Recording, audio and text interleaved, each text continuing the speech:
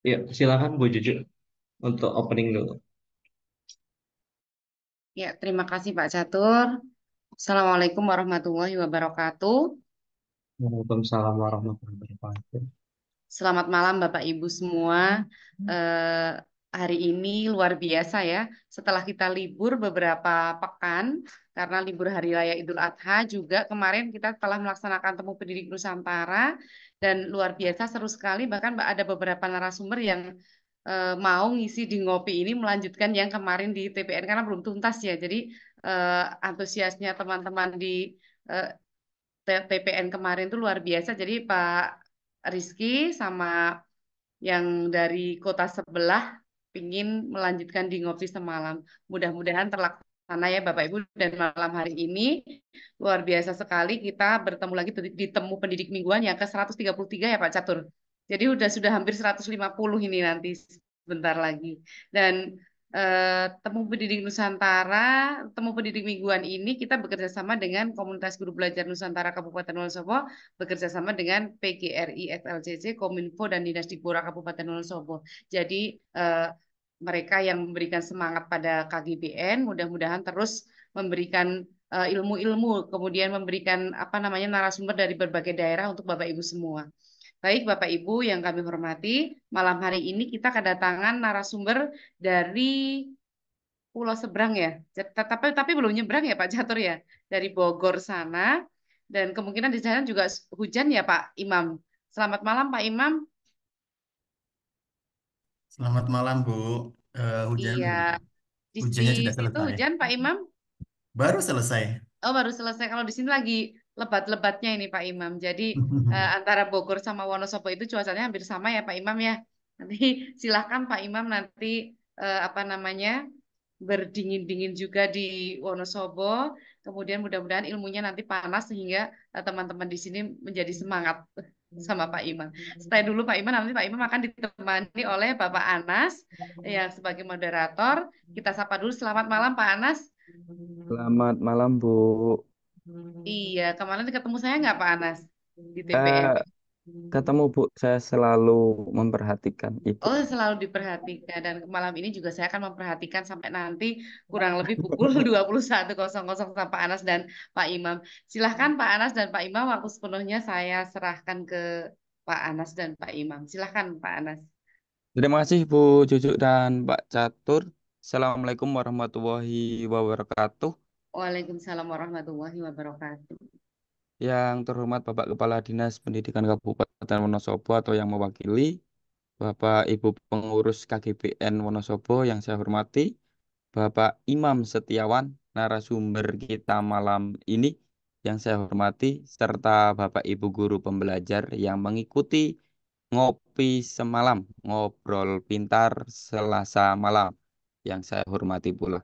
Sebelumnya marilah kita panjatkan puji syukur kehadirat Allah Subhanahu wa taala yang telah memberikan rahmat, hidayah, inayah kepada kita semua sehingga kita bisa berjumpa pada pertemuan virtual ngopi semalam edisi ke 133 ya Bu Cucu. Nah, sebelum kita ke narasumber ini Bapak Ibu yang sangat super dan inspiratif sekali, alangkah baiknya kita sepakati terlebih dahulu kesepakatan kegiatan virtual kali ini agar nanti kegiatan bisa berjalan dengan baik. Untuk yang pertama, Bapak Ibu, kita bisa hadir secara penuh atau mindfulness agar ilmu yang diberikan oleh Pak Imam bisa kita serap secara maksimal. Untuk yang kedua, Bapak Ibu bisa mute device atau dibisukan dan bisa unmute ketika sudah dipersilahkan. Untuk yang ketiga, Bapak Ibu diharapkan tidak menyela narasumber saat memberikan materi ataupun nanti menjawab di sesi pertanyaan. Untuk yang keempat, Bapak Ibu sebaiknya mengurungkan niat untuk memposting apapun saat kita melakukan diskusi. Yang kelima, Bapak Ibu tidak perlu mengetik presensi di kolom obrolan karena link presensi nanti akan dibagikan oleh Pak Catur di akhir acara. Untuk yang terakhir, Bapak Ibu yang akan menyampaikan sesuatu atau bertanya, nanti bisa raise hand atau mengeklik gambar tangan dan bisa mulai bicara sesudah dipersilahkan. Seperti itu ya Bapak Ibu, kesepakatan kegiatan virtual kita malam ini. Mungkin bisa disepakati nggih. Nah, biar tidak berlama-lama, kita mulai saja. Saya akan perkenalkan narasumber kita pada hari ini secara singkat. Nama beliau Bapak Imam Setiawan. Beliau guru atau fasilitator Sekolah Alam Atifa dan merupakan anggota KGBN Bogor. Beliau penggiat dan relawan anak berkebutuhan khusus daerah tertinggal. Kemudian beliau penerima apresiasi Wardah Inspiring Teacher di tahun 2019 dan pemenang Disleksia Speak Up di tahun yang sama. Kemudian beliau juga menjadi narasumber di berbagai acara. Selain itu, beliau juga banyak menghasilkan karya.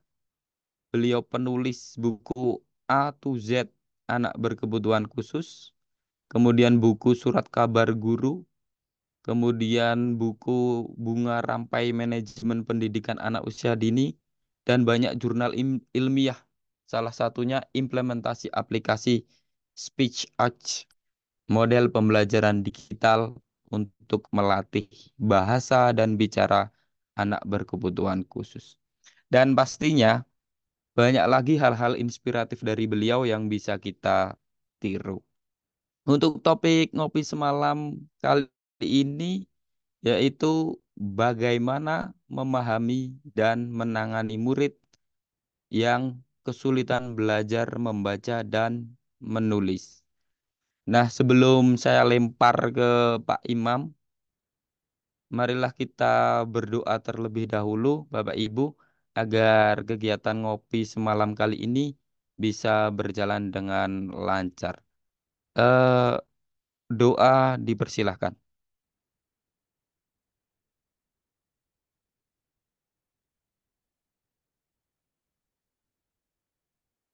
Selesai.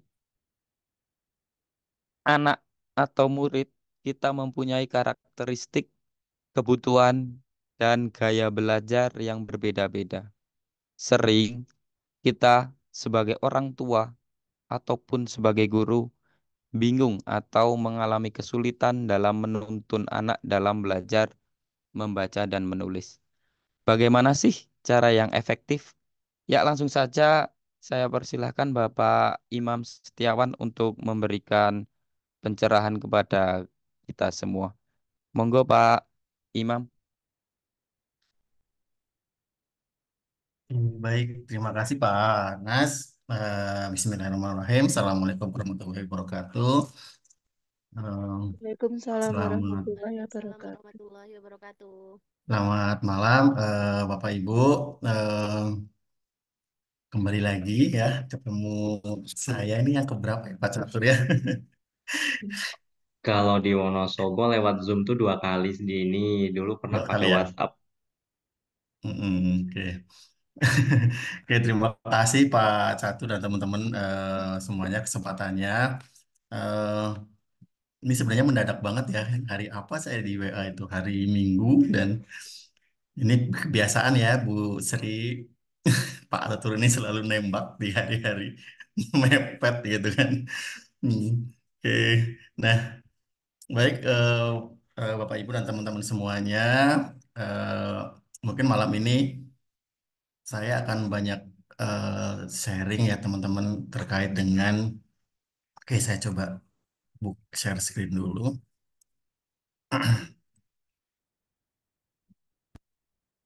Oke.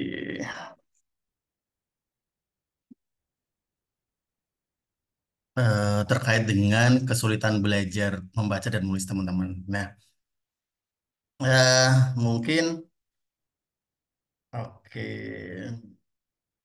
ini itu adalah satu materi ataupun judul tema yang mungkin emang sering kita dengar gitu teman-teman. Tapi banyak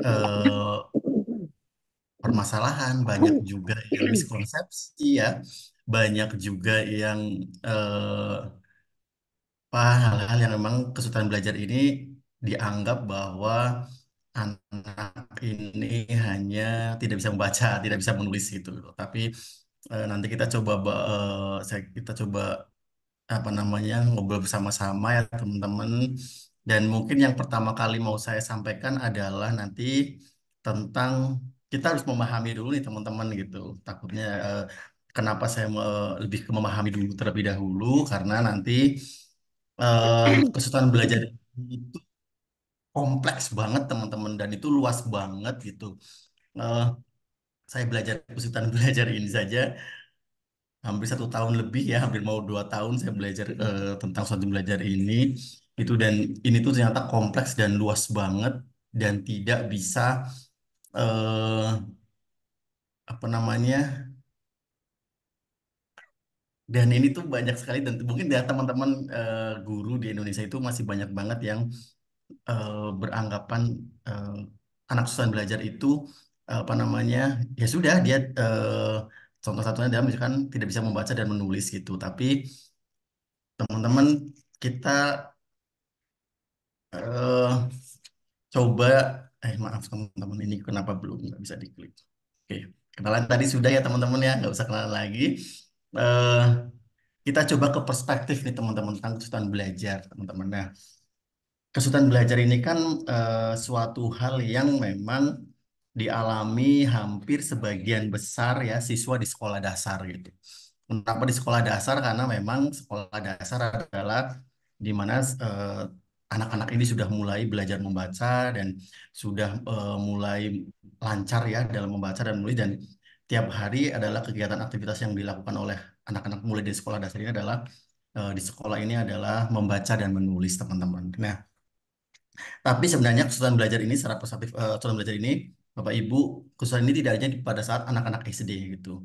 Nah, ini yang menjadi apa namanya hal yang memang perlu diluruskan ya teman-teman bahwa kebanyakan apa namanya ini tuh ada di SD saja gitu atau SMP bahkan sebenarnya teman-teman kesulitan belajar ini sampai di jenjang perguruan tinggi pun ada dan banyak teman-teman gitu. Jadi ini yang kita mulai dulu bahwa mungkin secara apa namanya operasional ini dapat dilihat ya teman-teman kalau bahwa teman-teman mungkin secara operasional melihat bahwa siswa-siswa yang kesulitan belajar adalah siswa-siswa yang tinggal kelas, siswa-siswa yang memiliki nilai kurang baik ataupun anak-anak yang tidak bisa mengikuti beberapa mata pelajaran gitu teman-teman ya kan gitu mungkin ini salah satu yang apa namanya hal yang teman-teman selalu ada gitu bahwa anak-anak kesulitan belajar itu adalah anak tidak bisa naik kelas, anak-anak yang nilainya kurang baik, anak-anak tidak bisa mengikuti pembelajaran,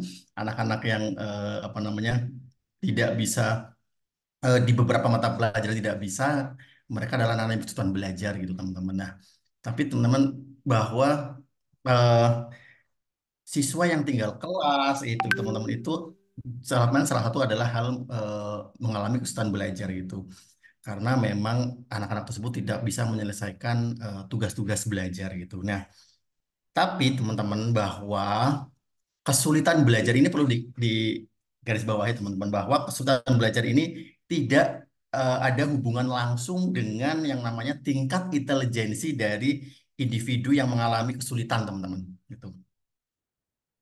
Namun teman-teman di mana individu tersebut ya ataupun anak-anak tersebut gitu itu mengalami kesulitan dalam ya menguasai keterampilan teman-teman. Jadi saya ulangi lagi ya, bahwa kesulitan belajar itu tidak ada hubungannya langsung dengan namanya tingkat intelijensi dari individu yang mengalami kesulitan. Namun individu tersebut itu mengalami kesulitan dalam menguasai keterampilan belajar dalam melaksanakan tugas-tugas yang spesifik, teman-teman. Tuh.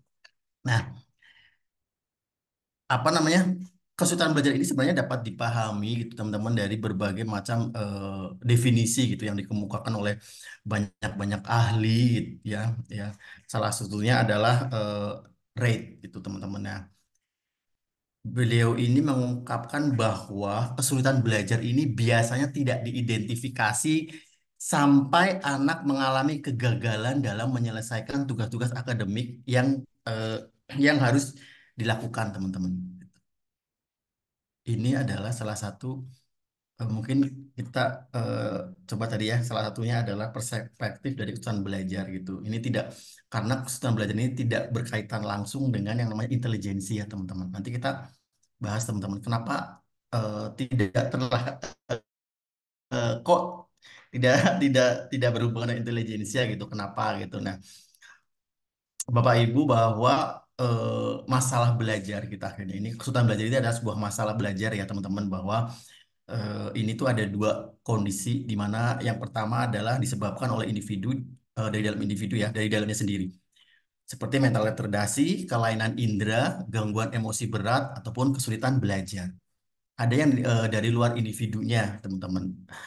Seperti kurang mendapatkan kesempatan belajar, nilai budaya yang tidak menguntungkan, kondisi ekonomi, ataupun dan juga ketidaktepatan sistem pembelajaran, teman-teman. Ini yang mungkin salah satu eh, yang sedang kita ramai di sekarang itulah. Inilah yang kalau teman-teman menghubungkan bahwa ketidaktepatan sistem pembelajaran ini adalah juga salah satu dari penyebab adanya masalah belajar yang menyebabkan juga akhirnya menjadi kesulitan belajar, teman-teman.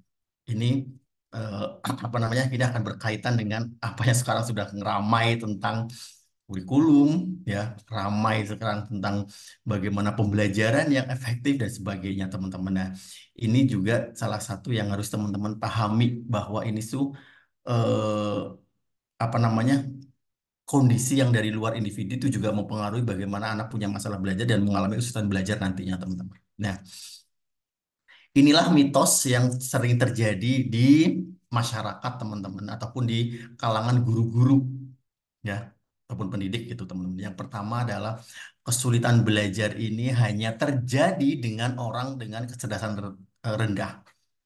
Ini tidak benar, teman-teman. Kesulitan belajar dapat mempengaruhi individu dengan berbagai kecerdasan gitu. Yang kedua, semua orang dengan kesulitan belajar memiliki masalah yang sama. Nah, setiap individu dapat mengalami kesulitan belajar yang berbeda-beda. Ada berbagai jenis kesulitan belajar seperti disleksia, diskalkulia, disgrafia gitu. Nanti kita bahas ya, teman-teman ya. Ini, teman-teman. Yang selanjutnya adalah kesulitan belajar yang tidak dapat diatasi. Ini tidak benar ya. Kesulitan belajar ya, dengan diagnosis yang tepat dan intervensi yang sesuai, banyak orang dengan kesulitan belajar dapat memperoleh strategi dan dukungan diperlukan untuk mengatasi tantangan mereka, teman-teman. Gitu. Ini salah satu mitos yang sering ada pada guru-guru, teman-teman gitu. Ya, akhirnya kembali ke di awal bahwa apa namanya, kesulitan belajar ini tidak berkaitan dengan namanya intelijensia dari seorang, salah satu asal dari individu masing-masing, teman-teman gitu. Oke, ini karena lumayan banyak ya, teman-teman gitu. Oke, kita langsung saja, teman-teman, karena memang kalau berperspektif ini itu memang panjang ya, teman-teman, karena kalau kita membicarakan perspektif kesulitan belajar ini, nanti kita harus belajar tentang otak ya, bagaimana otak bekerja dan sebagainya gitu. Ini akan lama dan panjang, teman-teman. Jadi karena waktunya sedikit ya, kita lanjut saja. Nanti kapan-kapan kita mungkin akan lanjut secara spesifiknya lagi, teman-teman. Oke, yang selanjutnya adalah tentang kesulitan belajar membaca, teman-teman. Ini ada sebuah pertanyaan, benar atau tidak? Ini nanti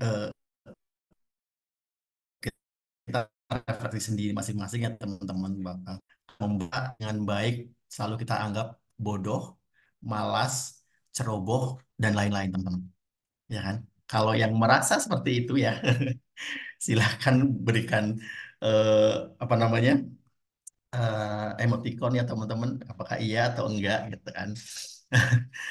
Kita selalu menganggap seperti itu, teman-teman, bahwa anak-anak yang tidak bisa membaca itu dianggap bodoh ataupun dianggap malas membaca gitu kan. Eh, apa namanya, ataupun anak-anak yang ceroboh dan sebagainya, teman-teman. Nah, selanjutnya, teman-teman, kita akan lihat sebuah berita ya. Ini adalah mungkin teman-teman sudah pernah apa namanya mendengar berita ini ya teman-teman gitu. Ini di Jawa Barat ya, tepatnya di Pangandaran gitu. Puluhan siswa SMP di Pangandaran belum bisa baca, gitu ya. Guru ungkap penyebabnya gitu teman-teman. Dan ini terjadi ya. Kalau mungkin teman-teman silakan cari di googling gitu ya tentang anak-anak dengan kesulitan apa namanya anak SMP ini yang tidak bisa belum bisa baca gitu teman-teman.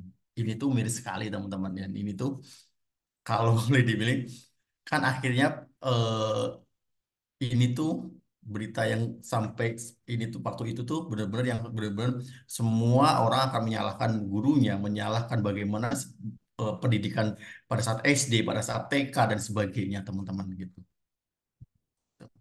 Ternyata banyak banget setelah saya dan teman-teman dengan praktisi pendidikan, dengan teman-teman saya dengan saya dan teman-teman psikolog ya, kita pernah berdiskusi tentang hal hal ini teman-teman bahwa emang ternyata kita mengeluarkan membuat kuesioner pada guru-guru ya. Waktu itu ternyata memang hampir sebagian besar guru-guru itu tidak paham ya, belum memahami tentang kesulitan belajar, tentang kesulitan membaca teman-teman gitu. Jadi pada saat akhirnya kembali ke tadi pertanyaan pertama bahwa mereka pada saat mereka sudah hanya memikirkan bahwa mereka tidak bisa membaca ya anaknya bodoh, ceroboh dan sebagainya dan akhirnya mereka mengesampingkan hal-hal lain gitu teman-teman dan akhirnya jadi bom waktu akhirnya pada saat mereka mau ujian nasional ternyata mereka tidak bisa baca tulis hitung gitu teman-teman. Ini yang eh, agak luar biasa ya teman-teman yang diberitanya dan ini sempat saya datang ke sana dan dengan teman-teman dan memang ada beberapa hal yang memang setelah diobservasi itu luar biasa teman-teman anak-anak ini teman. Nah, kita lanjut ke konsep eh, membaca pada anak teman-teman. Nah, usia 6 tahun teman-teman ini adalah usia di mana anak sudah berpikir untuk membaca dan menulis. Di usia 8 tahun, anak sudah mampu membaca buku yang sederhana. Ini teman-teman konsep membaca pada anak ini sekarang dikeluarkan kembali dengan program transisi PAUD SD yang menyenangkan teman-teman. Tuh. Di program transisi PAUD SD yang menyenangkan ini sudah dikeluarkan dan ini sebenarnya sih konsep ini tuh sudah lama ya teman-teman dan mungkin karena waktu itu entah apa penyebabnya yang akhirnya guru-guru itu mengabaikan usia anak ini teman-teman. Mungkin dengan angkatan-angkatan apa namanya angkatan-angkatan yang mungkin kelahiran tahun 80-an ke sini gitu teman-teman 80 70 dan sebagainya gitu teman. Masih ingat kan bahwa kita belajar membaca dan menulis itu bukan di TK, tapi di atas usia 6 tahun, 7 tahun kita baru mulai. Tuh, ya. Nggak tahu di tahun berapa awal mulanya yang akhirnya sekarang banyak banget yang mau masuk SD harus ada tes, masuk SD harus sudah bisa baca tulis hitung. Gitu. Nah, secara pondasi dan secara konsep membaca pada anak ini, usia 6 tahun ini sudah bisa berpikir untuk membaca dan menulis teman-teman. Baru bisa berpikir loh teman-teman, baru bisa menyenangi membaca dan menulis. Di usia 8 ini sudah mau membaca buku yang sederhana teman-teman. Usia 8 tahun ya, buku yang sederhana. Tapi sekarang mungkin fenomena ini teman-teman sudah bisa lihat ya bahwa apa namanya usia 4 tahun sudah anak-anak sudah bisa membaca tulis hitung dan sebagainya gitu. Tapi mereka orang tua dan guru tidak memperhitungkan, tidak memikirkan sisi psikologisnya, sisi-sisi yang lain, sosial emosinya, sisi kognitifnya yang lain. Mereka menganggap bahwa anak-anak yang sudah bisa baca pada usia 4 tahun adalah anak-anak yang pintar, anak-anak yang hebat, tapi mereka tidak berpikiran ke yang lain, teman-teman gitu. Ya, inilah kita memulai untuk hal tersebut, teman-teman, bahwa ini konsep membaca pada anak. Gitu. Usia 7 tahun itu kita baru anak-anak itu sebenarnya baru memulai untuk kita harus memberikan pembelajaran membaca dan menulis dan berhitung teman-teman bukan di usia 4 tahun 3 tahun 5 tahun gitu Mereka hanya batas dikenalkan agar mereka bisa berpikir dan bisa menyenangi bahwa tentang menyenangi bacaan. Gitu. Oke, ini adalah apa namanya membaca ya teman-teman. Gitu. Tadi saya juga bilang bahwa membaca ini adalah sebuah proses yang sangat kompleks teman-teman gitu. Itulah mengapa membaca ini adalah salah satu hal yang memang saya bilang dari awal bahwa kita pahami dulu nih arti kesulitan membaca dan membacanya sendiri itu apa gitu gitu. Gitu. Ini menurut William Friedman ya teman-teman. Ini melibatkan proses-proses yang luar biasa. Mulai dari meneliti huruf-huruf, mengirimkan huruf-huruf secara berurutan ke otak, bagaimana mengenali pengelompokan huruf yang berbeda ya dalam menyusun kata, membandingkan kelompok huruf, menyimpan arti kata gitu teman-teman. Jadi otak itu luar biasa teman-teman gitu. Pada saat tadi, pada saat usia-usia ya, mereka masih memerlukan pondasi untuk bisa menguatkan otak, bagaimana sensori untuk bisa agar informasi yang input dan output yang dari otak itu keluar dengan baik gitu kan. Mereka harus diberikan fondasi tentang sensori motor, tentang apa namanya bermain dan sebagainya teman-teman. Tapi mereka sudah dimasukin dengan hal-hal yang kompleks ya tentang membaca ini. Itu mungkin teman-teman bisa dilihat apa yang pengalaman-pengalamanmu. Teman-teman bisa sambil merefleksi ya anak-anaknya di kelas gitu ya. Ada yang seperti tidak gitu tentang hal-hal membaca teman-teman. Oke, ini adalah penyebab faktor-faktor penyebab dalam apa namanya kesulitan membaca teman-teman gitu. Yang pertama adalah faktor apa namanya fisik teman-teman. Kenapa faktor fisik teman-teman? Bahwa ini terkait dengan kalau ini sudah ada penelitiannya teman-teman. Ini dilakukan oleh Equal Center, oleh Robinson, oleh Lovett gitu yang menunjukkan bahwa faktor penyebab kesulitan belajar membaca ini adalah yang pertama kesulitan visual. 60% lebih ya anak kesulitan membaca itu disebabkan oleh kesulitan visual. Kesulitan persepsi visual ini sangat erat hubungannya dengan kesulitan membaca, teman-teman. Kenapa? Karena persepsi visual ini berkaitan dengan kayak visual discrimination ya, terus figure ground ya, visual dosur gitu kan, terus relationship, terus visual closure gitu. Bingung ya teman-teman ya. Intinya bahwa faktor fisik ini satunya adalah kesulitan yang pertama adalah kesulitan visual teman-teman. Jadi anak-anak dengan kesulitan membaca ini mereka pasti punya kesulitan dalam persepsi di visualnya teman-teman. Tuh. Yang kedua adalah kesulitan dalam auditory perception. Tuh. Nah, para ahli tadi sudah meneliti bahwa kesulitan membaca ini juga disebabkan oleh kesulitan auditori. Khususnya adalah ketajaman pendengaran. Ini itu juga berkaitan dengan auditory discrimination, auditory memory, terus auditory sequencing, auditory blending gitu. Itu kayak apa namanya? Kalau auditory discrimination itu bagaimana anak-anak mendengarkan bunyi. Dalam artian bunyi itu mungkin pada saat orang bercerita ataupun fonem ya, auditorinya huruf A, B, E, C, D itu salah satu apa namanya hal yang dialami oleh anak-anak dengan kesulitan belajar, teman-teman. Yang kedua tadi ya kesulitan audio perception, teman-teman. Yang ketiga adalah masalah neurologis, di mana kemampuan yang menggabungkan fonem-fonem itu, maaf, masalah ini tuh kalau neurologis ya ini berkaitan dengan apa namanya mekanisme susunan saraf pusat ya, atau di apa namanya otaknya ya gitu yang berkaitan dengan membaca gitu. Tapi sebenarnya dia harus kalau naruh di sini sebenarnya dibahasnya di tadi yang persepsi pesan belajar ya karena ini berkaitan dengan otak di dalam gitu, cerebellum dan sebagainya gitu. Nah, yang terakhir adalah apa namanya? Ini untuk fisik ya tadi ada disleksia. Nanti kita bahas tentang disleksia. Yang kedua adalah faktor psikologis. Faktor psikologis ini ada faktor emosi, faktor intelijensia, terus faktor konsep diri teman-teman. Gitu.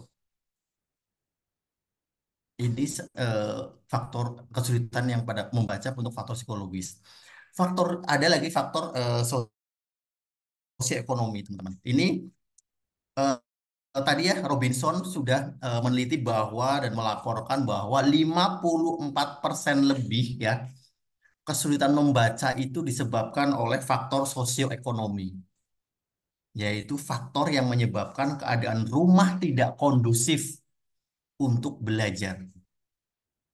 Di mana keadaan inilah yang menyebabkan anak-anak yang akhirnya bukan anak-anak lagi ya, anak-anak yang kebanyakan ini adalah anak-anak yang dengan kondisi keluarga ataupun berasal atau apa namanya penelitian ini berasal dari keluarga yang mengalami pencapaian hasil belajar di bawah potensi yang dimiliki ya teman-teman, atau keluarga yang tidak bisa mungkin baru dibilang di sini keluarga yang memang punya pendidikan rendah gitu, teman-teman. Itu salah satu faktornya gitu. Itulah makanya belajar itu kita kayak KBKB ini belajar belajar dan belajar ya teman-teman ya gitu. Nah, terus yang selanjutnya adalah faktor penyelenggaraan pendidikan yang kurang tepat, teman-teman. Kenapa saya mengatakan ini? Karena faktor ini berkaitan dengan kayak harapan guru yang terlalu tinggi ya, tidak sesuai dengan kemampuan anak, pengelolaan kelas yang kurang efektif, guru yang terlalu banyak mengkritisi anak, guru terus adanya kurikulum yang terlalu padat ya, sehingga anak-anak ini hanya hanya dapat dicapai oleh anak yang berkemampuan belajar tinggi, teman-teman.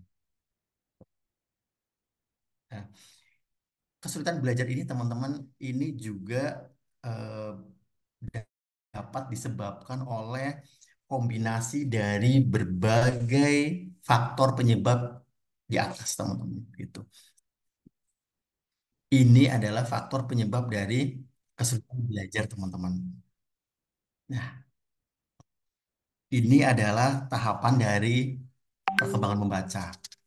Dimulai dari tahapan ketertarikan pada buku, terus tahapan pengembangan kesiapan membaca, tahapan pembaca permulaan, ada tahap pengembangan keterampilan membaca, tahap perluasan keterampilan membaca, terus tahap penghalusan keterampilan membaca, teman-teman. Tahapannya luar biasa ya, teman-teman. Ada banyak gitu, teman-teman, dan ini itu harus kita pahami, teman-teman, gitu. Nah, selama ini yang hasil hasil dari apa namanya saya dan teman-teman di lapangan ya teman-teman kebanyakan gitu ya anak-anak dengan usia dini ya ataupun anak-anak dengan usia kelas rendah di SD ini itu langsung kebanyakan guru-guru itu langsung dengan yang namanya tahap pengembangan keterampilan membaca, tidak melihat dari awal tentang apakah anak ini sudah tertarik dengan buku dan sebagainya. Begitu anak masuk kelas 1 SD, guru itu langsung goalnya adalah bagaimana mengembangkan keterampilan membacanya. Langsung. Karena mereka sekarang kebanyakan guru-guru SD di lapangan itu sudah kelas 1 SD itu sudah berpikir bahwa anak-anak yang sudah TK ini sudah diajarin membaca, tulis, dan berhitung. Jadi pada saat mereka sudah masuk, mereka tinggal mengembangkan gitu. Dan kebanyakan, saya dan teman-teman psikolog di lapangan ini guru-guru SD ya akan mengalami yang namanya emosi tingkat tinggi itu ada di kelas 3, 4, 5, 6 dan juga SMP. Karena apa gitu? Di usia-usia itu anak-anak kebanyakan sudah mulai malas membaca sebenarnya. Terus kondisi psikologis yang berubah ya. Kondisi apa namanya psikologisnya yang berubah kebanyakan dan juga apa namanya fisiknya juga berubah dalam artian penyebab-penyebab fisik yang tadi teman-teman mulai keluar nih persepsi visualnya yang bermasalah, persepsi auditorinya yang bermasalah gitu. Psikologinya yang bermasalah, teman-teman gitu. Nah, ini tahapan-tahapan belajar, teman-teman. Tahapan mau belajar, tahapan membaca, maaf. Ini ya dari mulai tahap 0 sampai dengan tahap 5, teman-teman. Dimulai dari pre-reading sampai dengan reading for building and testing personal theory. Usia pramembaca ini di usia 6 bulan sampai dengan 6 tahun.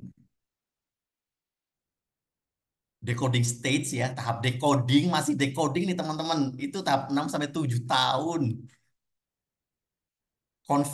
Bagaimana menghubungkan dan kefasihan ini udah 7 sampai 8 tahun.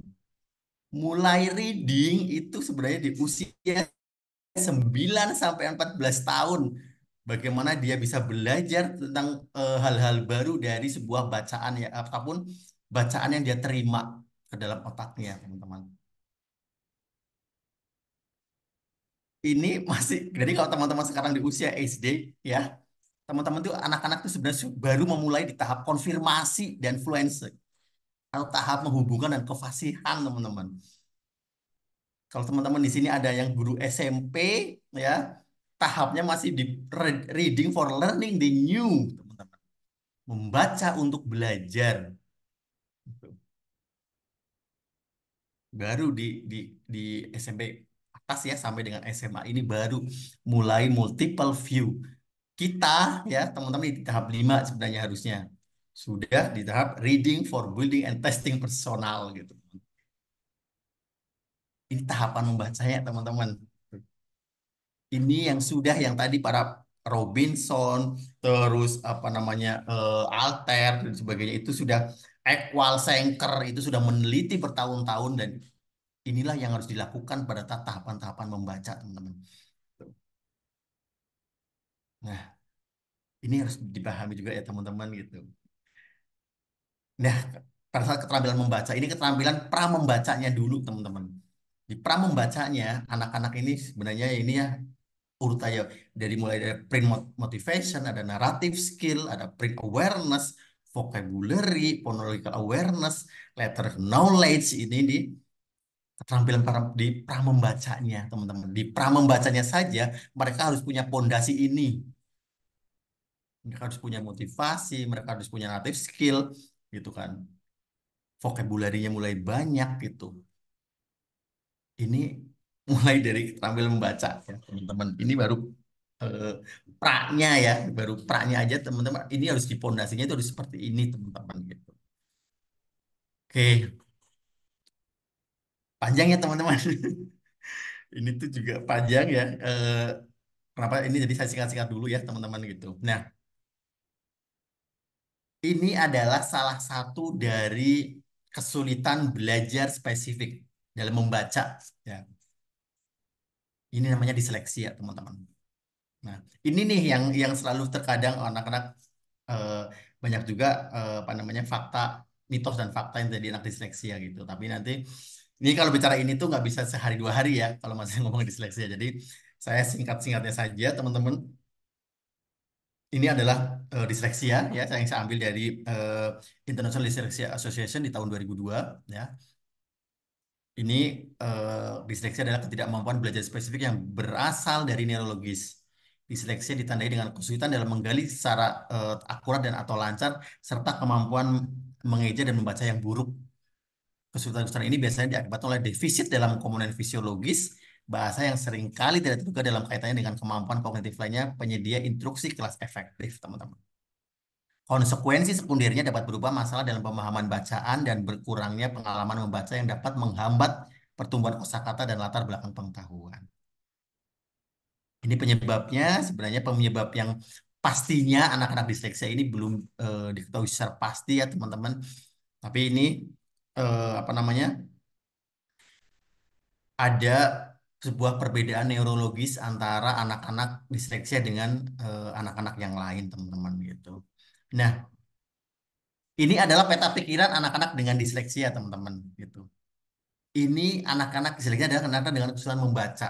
Ini otaknya anak disleksia, ini punya persoalan-persoalan ataupun kesulitan-kesulitan yang seperti ini, teman-teman. Gitu. Ini ada juga salah satu yang sering ya, teman-teman. Ini kesulitan belajar ini, teman-teman, adalah kesulitan yang paling banyak sebenarnya ditemui oleh guru-guru dan ketidakpahaman guru-guru dalam memahami ini teman-teman gitu. Penelitian sudah membuktikan bahwa 1 dari 10 anak itu mengidap disleksia. Kasarnya ya teman-teman, kalau anak di kelas bapak dan ibu ya, satu kelasnya isinya 30 anak dalam satu kelas. Kalau sesuai dengan penelitian 1 dari 10 berarti ada 3 anak yang menderita atau mengidap disleksia di kelas. Kasarnya kan seperti itu teman-teman. Dan ini adalah hal-hal yang tidak kasat mata. Anak disleksia ini punya IQ di atas kebanyakan, hampir sebagian besar di atas rata-rata IQ-nya. Dan ini yang paling sering karena ketidakmampuannya ataupun punya bermasalah di neurologisnya atau otaknya tentang sistem saraf pusat di membaca, yang kebanyakan adalah mereka dianggap bodoh, malas yang kayak seperti tadi teman-teman gitu. Oke, Pak Imam sebentar, apakah slide-nya udah di slide show atau belum sih? Sudah Pak. Nggak kelihatan ya? Di sini tampilannya masih ada slide yang kecil-kecil, kemudian ada yang gede di sampingnya gitu. Oh, oke. Wah, dari tadi nggak ada yang ini maksudnya. Enggak sih, tapi tetap jalan kok gitu. Tetap Tapi jalan sesuai dengan tulisannya slide-nya kecil ya. masing-masing gitu. Oke, saya coba top screen dulu. Saya Mm-mm. masuk ke sini aja deh, sepertinya.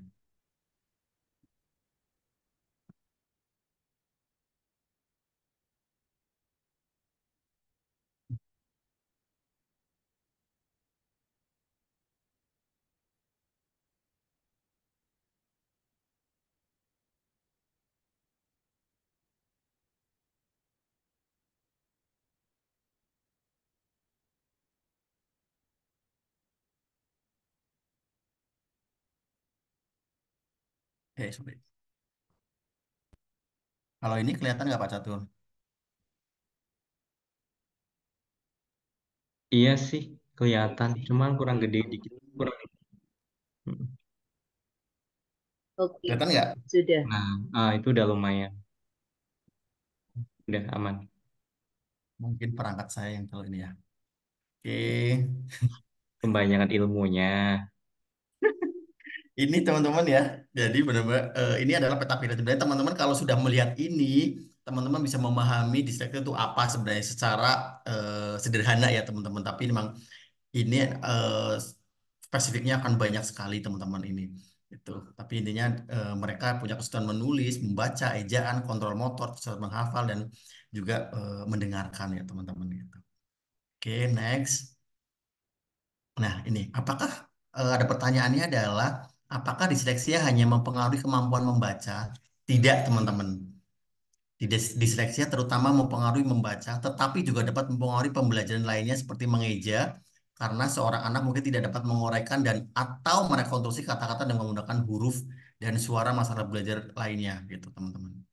Ini jadi anak disleksia memang bukan hanya kemampuan membacanya saja yang bermasalah, tapi juga ada yang lain gitu. Makanya tadi kembali lagi ke sini banyak banget ya teman-teman gitu. Oke, next. Apa perbedaan antara ketidakmampuan membaca dan disleksia, teman-teman? Nah, disabilitas membaca ya atau kesulitan membaca tadi terjadi ketika seseorang mengalami kesulitan dengan bagian manapun dari proses membaca. Tapi pada anak disleksia ini mengalami kesulitan dengan proses fonik dan fonologis, pengejaan, ekspresi tertulis, dan respon verbal yang cepat. Karena disleksia adalah ketidakmampuan membaca yang paling umum, namun tidak semua kemampuan membaca disebabkan oleh disleksia. Ini teman-teman yang harus teman-teman pahami ya. Jadi banyak sekali guru-guru yang kalau melihat, oh anak ini tidak bisa membedakan B dengan P, tidak bisa membedakan B dengan D, terus apa namanya P dengan Q gitu. Terus mereka teman, oh anak ini kayaknya disleksia deh, anak ini disleksia ini teman-teman. Jadi jangan seperti itu sekali lagi ya teman-teman bahwa kemampuan membaca disleksia ini harus eh, apa namanya juga sama seperti kesulitan belajar yang lain. Sebenarnya pada saat teman-teman sudah merasakan ini ada perbedaan, maka sebenarnya harus di apa namanya dibawa ke profesional untuk mendapatkan diagnosa yang tepat teman-teman gitu. Jadi jangan menjudge sendiri ataupun mendiagnosa sendiri. Oke, kita lanjut ke kesulitan belajar menulis ya teman-teman. Eh, ini adalah hakikat menulis teman-teman sebenarnya teman-teman ya. Kenapa saya memulai dengan apa namanya kesulitan menulis, hakikat menulis, maaf teman-teman, karena menulis adalah alat yang digunakan untuk melakukan komunikasi dan juga mengekspresikan diri secara nonverbal ya teman-teman. Gitu. Nah, teman-teman yang dimaksud dengan eh, menulis ini adalah suatu proses yang bersifat kompleks. Lagi-lagi adalah kompleks ya teman-teman. Karena kemampuan menulis merupakan integrasi dari berbagai kemampuan seperti persepsi visual motor, kemampuan konseptual ya yang sangat dipengaruhi oleh kemampuan kognitif teman-teman. Apa namanya? Hamill dan McNutt ya teman-teman. Ini itu membuat apa namanya membuat sebuah penelitian di tahun 1981 masalah 1981 ya. Beliau ini meneliti bahwa memang menulis ini teman-teman ini berhubungan erat sekali dengan yang namanya membaca, berhubungan erat dengan membaca gitu teman-teman. Makanya apa namanya hal ini tuh apa namanya disebabkan oleh persyaratan yang dibutuhkan dalam menulis yang apa namanya jadi karena hubungannya erat ini teman-teman antara menulis dan membaca jadi tidak bisa dipisah-pisah ya teman-teman. Kenapa adanya namanya calistung baca tulis hitung gitu? Karena tiga ini ya membaca, menulis dan berhitung itu berkaitan erat dan tidak bisa terpisahkan pada saat teman-teman mulai menstimulasinya gitu. Ya, oke. Nah, ini adalah developing stage of writing teman-teman. Jadi, maaf. Ini mulai apa namanya urutan-urutannya ya teman-teman gitu. Anak-anak itu sebenarnya harus memulai dari sini nih, mulai dari Scrabble stage, mulai dari coret-coret, mulai dari terus lanjut ke symbolic stage, digital Scrabble gitu sampai dengan yang terakhir teman-teman. Jadi ini urutannya teman-teman. Jadi memang apa namanya anak-anak ini menulis ini tidak kalau sekarang ini prosesnya inilah nanti saya sharing ya teman-teman kenapa eh, apa namanya menulis ini berkaitan dengan erat dengan membaca dan kognitif dan sebagainya gitu. Dan salah satunya adalah bagaimana teman-teman nanti kita akan sharing tentang next. Sebelumnya kita akan ini perkembangan kemampuan menulis tangan ya teman-teman gitu. Ini mulai tahap mencoret ya kayak tadi dan sebagainya nanti eh, bisa dibaca. Ini adalah kesulitan menulis tulisan tangan ya. Tadi sudah kita bahas. Ini terkait dengan kalau anak-anak yang punya kesulitan tulis dalam tulisan tangan ini pasti anak-anak ini punya namanya kesulitan di motorik halus, kesulitan persepsi koordinasi visual motorik dan juga kesulitan visual memori teman-teman. Gitu. Maaf. Ini eh, harus dipahami juga ya sama teman-teman bahwa maaf.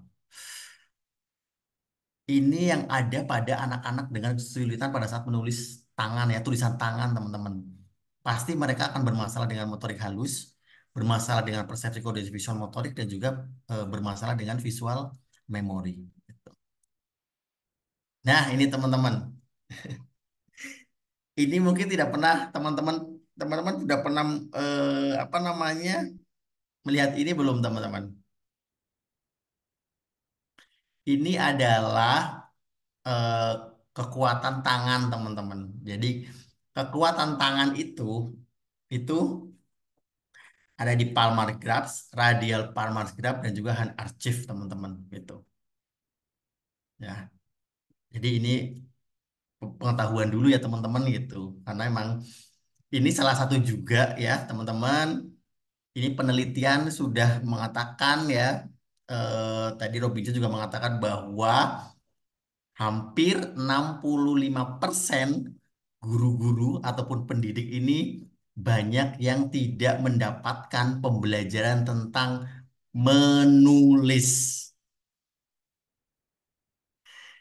Banyak kan guru dan pendidik berpikir menulis hanya dengan apapun kekuatan dan sebagainya itu pensil, ballpoint. Tidak berpikir tentang bagaimana tahapannya, bagaimana Palmer's graph-nya seperti apa, radial Palmer's graph-nya bagaimana, apakah sudah kuat atau belum, hand arches-nya sudah kuat atau belum. Coba Bu Sri Hidayati, sudah pernah dengar Palmer's graph belum? Ada Palmer's graph belum, Ibu? Kalau ini adalah salah satu pengetahuan, kalau apa namanya sudah, berarti pasti Ibu sudah bisa melakukan bagaimana anak-anak bisa mendapatkan tulisan yang bagus. Tuh, ya. Ini adalah kekuatan-kekuatan tangan yang memang harus dilatih ya, teman-teman pada anak-anak itu. Ini progresnya teman-teman. Teman-teman kita akan lihat ya, teman-teman sambil merefleksikan anak-anak yang ada di kelas teman-teman ya Bapak Ibu gitu. Ini adalah progres pegangan pensilnya teman-teman. Ini ada Palmar Supinet ya. Ini kalau anak-anak dengan menulis seperti ini. Anak-anak dengan Palmar Supinet ini biasanya anak-anak yang usia-usia balita, usia-usia yang baru suka dengan yang namanya ataupun mengenal tentang menu apa alat tulis gitu. Ini namanya Palmar Supinat, teman-teman. Atau dengan digital pronat. Ada yang anak-anak dengan tulisannya pegang tulisannya seperti itu, pegang pensilnya, atau teman-teman di atau anak-anak di kelas ada yang masih di four finger. Pegangannya seperti itu, teman-teman. Ini di nomor 3. Atau anak-anak di kelas ya, ada yang masih dengan apa namanya? Nomor 4 ini, static tripod. Atau anak-anak progres pegangan pensilnya ini masih sudah di static quadrop. Nah, progres pegangan pensil teman-teman, kalau teman-teman anak-anak di kelas teman-teman ini sudah sampai semuanya pegangannya adalah dynamic tripod ya, seperti di gambar ini, berarti ini sudah sempurna ya teman-teman, sudah bagus itu. Ini progresnya. Ya, ini kalau dibahas satu persatu lumayan lama ya Pak Catur, jadi lanjut terus saja karena waktunya juga berjalan gitu. Nah, ini adalah kesulitan menulis spesifik namanya dysgraphia. Ya, sebenarnya harusnya ini temanya dia calistung ya, karena Pak Catur mintanya hanya membaca dan menulis gitu. Jadi ada 2 gitu, harusnya ini ada 3 gitu ya. Nah, kita namanya dysgraphia teman-teman. Anak-anak dengan kesulitan menulis itu namanya dysgraphia. Maaf. Nah, ini dysgraphia ini menunjuk pada masalah dalam menulis ya. Banyak ahli memandang deskripsi sebagai tantangan dengan seragam keterampilan dengan transkripsi. Keterampilan ini menulis tangan, mengetik, dan mengeja. Memungkinkan kita menghasilkan sebuah tulisan. Nah, lagi-lagi teman-teman, dysgraphia bukanlah masalah kecerdasan. Tantangannya seringkali disebabkan oleh masalah dengan keterampilan motorik. Keterampilan tersebut dapat meningkat dengan bantuan dan dengan orang-orang yang mungkin memenuhi syarat untuk menggunakan akomodasi tempat kerja ataupun di sekolah. Ini sampai dewasa ya teman-teman. Itu anak-anak dengan kusta disgrafia ini akan karakteristiknya akan terus ada dan muncul apabila tidak distimulasi maka kelihatan sekali, kalau sudah distimulasi dengan baik maka hanya sesekali karakteristiknya akan muncul anak-anak ini sampai dewasa. Tapi ini akan terbawa sampai dewasa begitu teman-teman. Ini peta pikirannya teman-teman. Wah, kalau di mind mapping otaknya ya, pikiran anak-anak dengan disgrafia ini kesulitannya seperti ini teman-teman. Wah, repot ya teman-teman kalau dipikirkan dengan peta pikiran ini. Semua ini harus kita stimulasi dan semua ini harus diselesaikan teman-teman kalau secara ini ya. Ya, di disgrafianya teman-teman. Nah, ini indikator dari anak-anak dengan disgrafia. Anak-anak disgrafia ini memiliki kesulitan visual spasial, masalah tata bahasa dan penggunaan. Ya. Kok menulis ada tata bahasa Pak Imam? Iya, karena ini berkaitan dengan membaca teman-teman. Pada saat otak di sini sudah ada, tapi karena kesulitannya dalam menulis, ya baik itu kesulitan di fungsi motorik dan sebagainya ya sesuai dengan peta pikiran tadi, maka ini berkaitan teman-teman. Organisasi bahasa tertulis, masalah pemrosesan bahasa, kesulitan motorik halus, salah ejaan atau tulisan tangan teman-teman.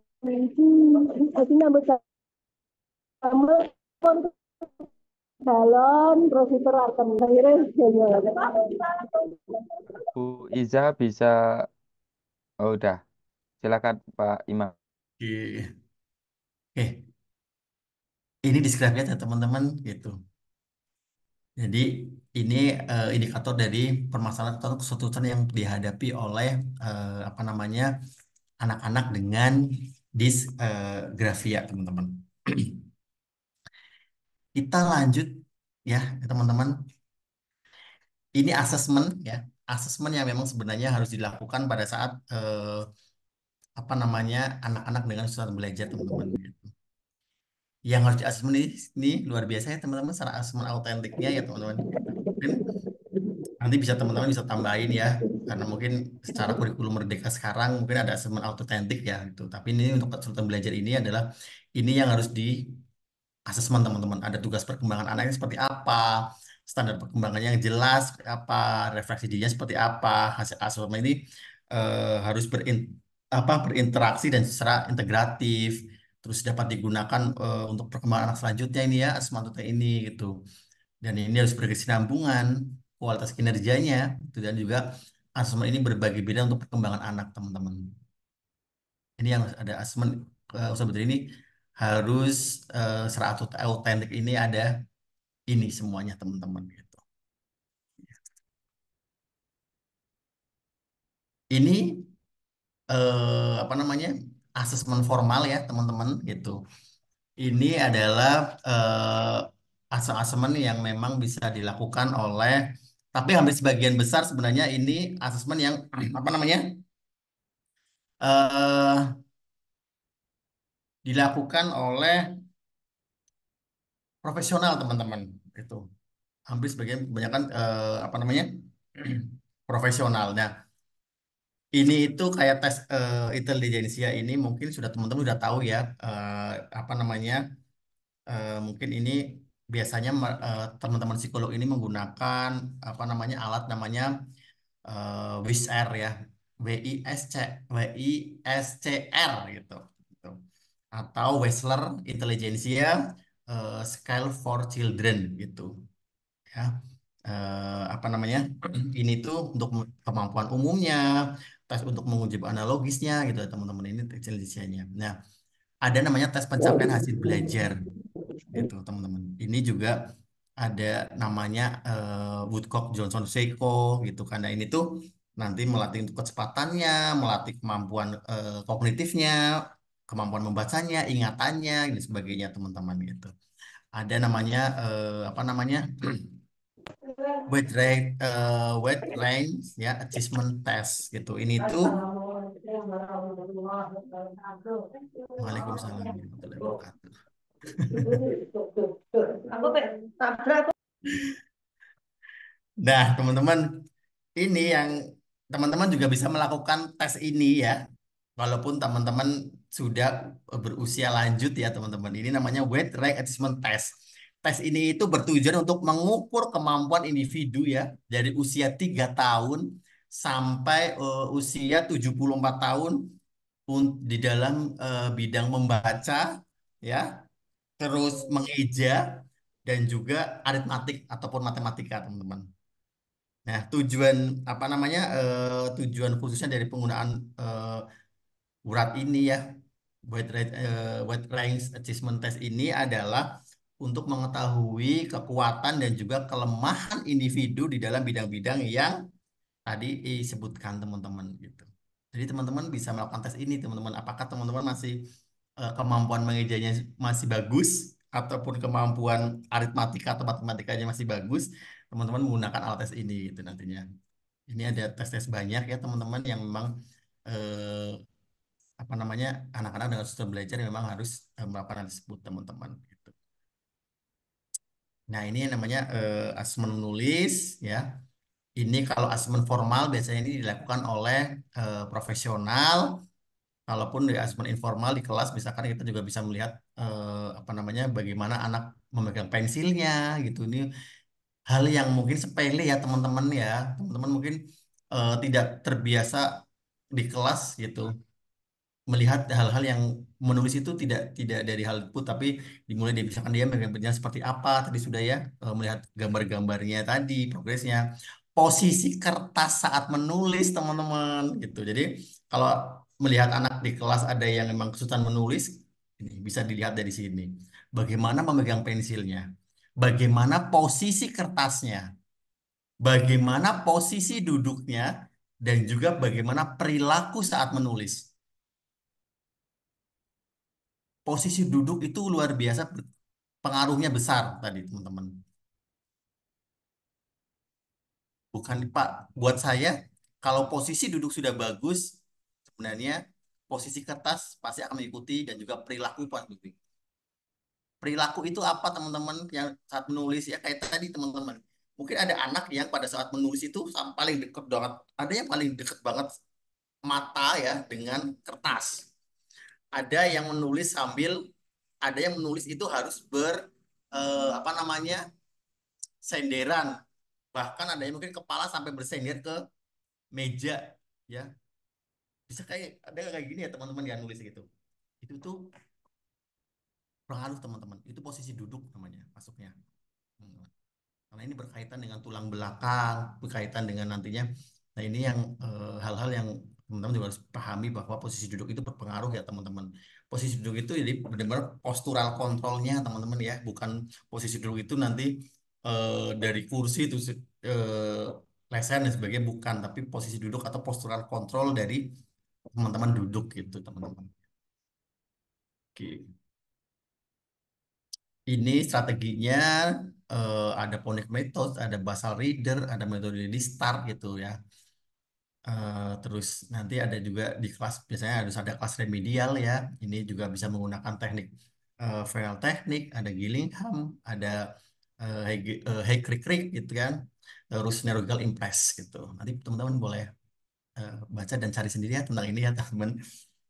Ini sudah di ini. Nah ini beberapa aktivitas pramembaca ya. Ada bercakap-cakap, bercerita, bernyanyi, membacakan buku cerita dan sebagainya gitu sampai membaca label.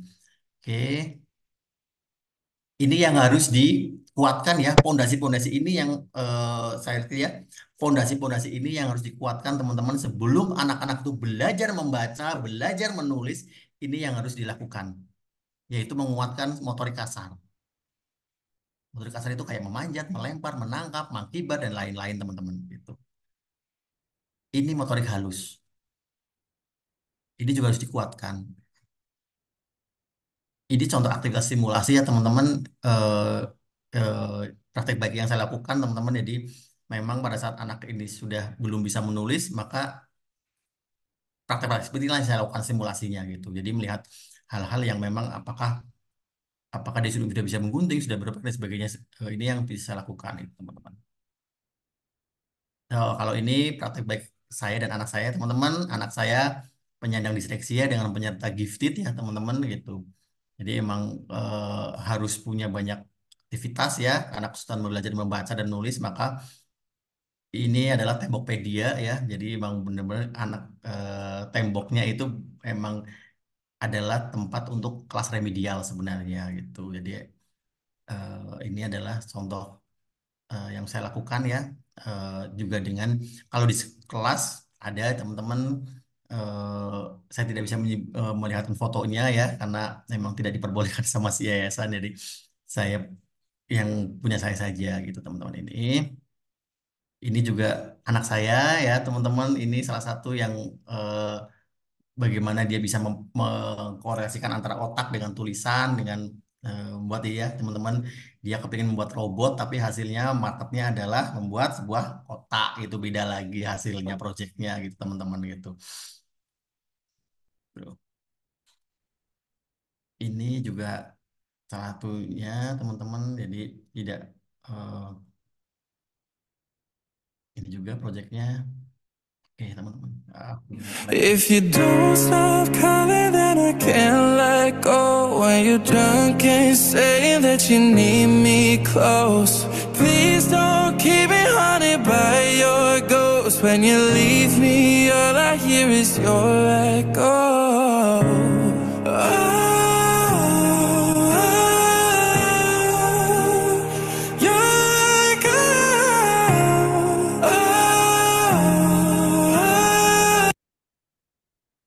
Oke, terima kasih teman-teman.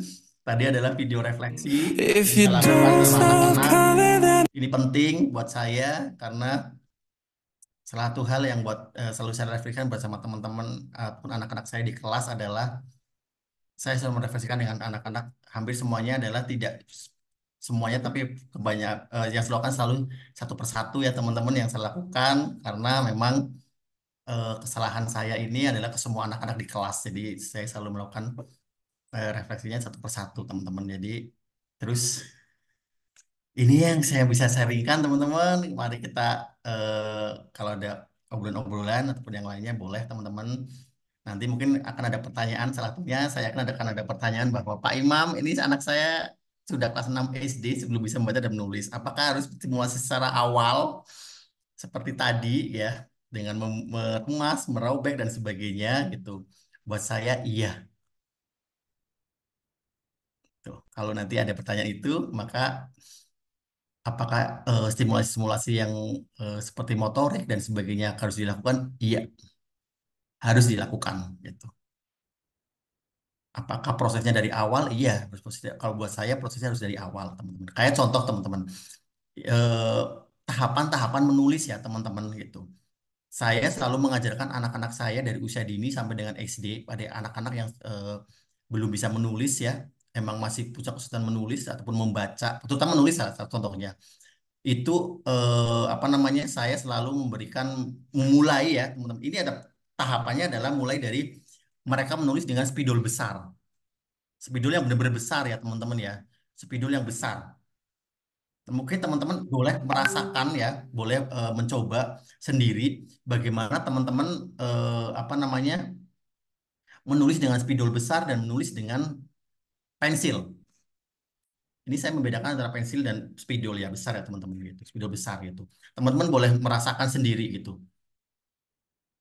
Spidol ini, kenapa saya selalu tahapannya adalah jadi spidol besar. Setelah spidol, sebenarnya bukan spidol besar ini ya, lebih besar dari ini ya teman-teman ya. Lebih besar dari ini, nanti setelah itu baru spidol besar ini yang bisa menulis di whiteboard. Nanti setelah apa namanya spidol besar ini, saya biasanya mereka akan saya latih dengan tahu pensil tukang kayu nggak yang segitiga, yang besar. Nah setelah itu saya latihnya pakai itu. Setelah melatih pakai itu, nanti baru mulai setelah itu krayon. Setelah krayon nanti baru pensil. Kenapa saya melakukan hal tersebut, teman-teman? Karena anak-anak ini tidak bisa dipaksa. Kita juga tidak mau memaksa ya. Dari anak-anak ini akan dilatih mulai dari yang sederhana sampai yang sulit ya, teman-teman. Teman-teman boleh melakukan sendiri. Teman-teman menulis ya nama sendiri menggunakan spidol ini sebesar ini dengan pensil. Kekuatannya akan beda. Tingkat kesetresannya akan beda, teman-teman. Stresnya akan beda. Mungkin kalau anak Bapak dan Ibu guru dan di sini masih mengajar TK ya ataupun kelas bawah itu, ini saya benar-benar menyarankan untuk tidak langsung dengan menulis itu dengan menggunakan pensil ataupun ballpoint. Karena tingkat kesetresannya itu tinggi kalau teman-teman langsung menggunakan pensil. Kalau melatih anak-anak menulis, teman-teman boleh merasakan stresnya menulis ya dengan menggunakan pidol dengan menggunakan pensil. Kekuatannya itu akan lebih kuat dengan menggunakan pensil dibandingkan dengan ini. Itulah kenapa harus dilatih mulai dari ini. Jadi dari yang ringan sampai yang kuat ya. Nanti dari yang sederhana sampai yang kompleks. Ini yang anak-anak ini. Anak-anak akan berpikir mulai dari ini melatih semuanya. Mulai dari sini sampai ke pensil. Visual motornya, otaknya ya, itu kan sosial emosinya itu dilatih dari yang sederhana sampai yang akhirnya kekuatan stresnya itu paling tinggi di situ itu pensil teman-teman. Oke, dari saya mungkin itu aja Pak Anas.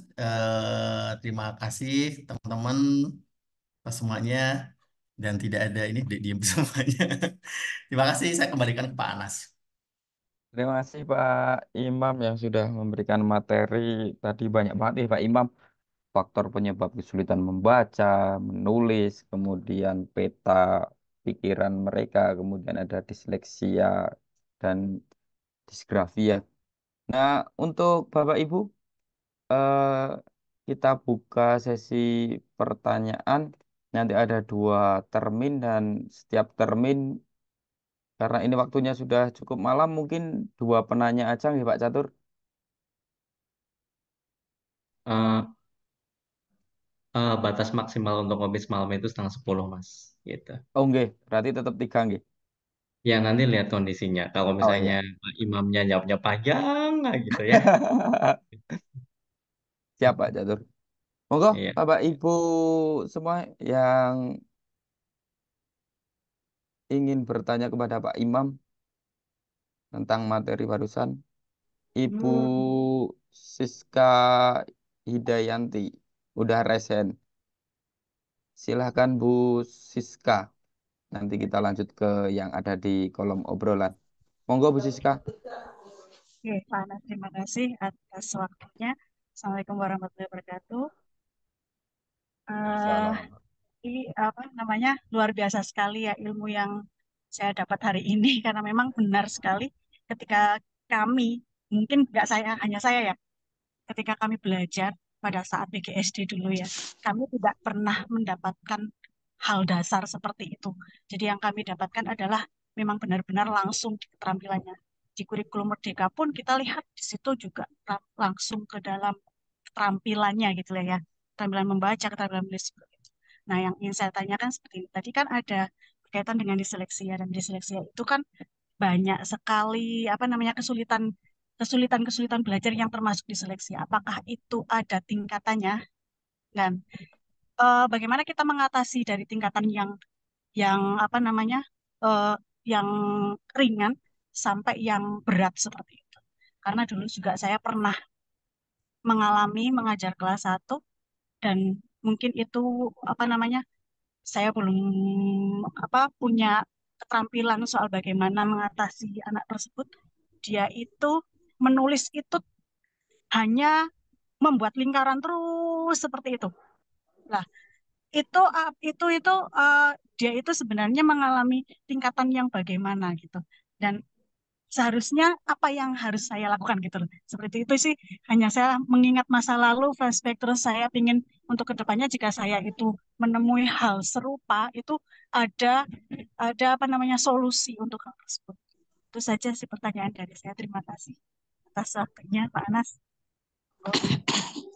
Ya, sama-sama terima kasih Bu Siska Hidayanti. Untuk penanya kedua, silakan Bapak Ibu bisa raise hand atau emoticon dipencet. Kayaknya di kolom chat ya ada loh, Panas. Ke kolom chat dulu ya Pak Catur.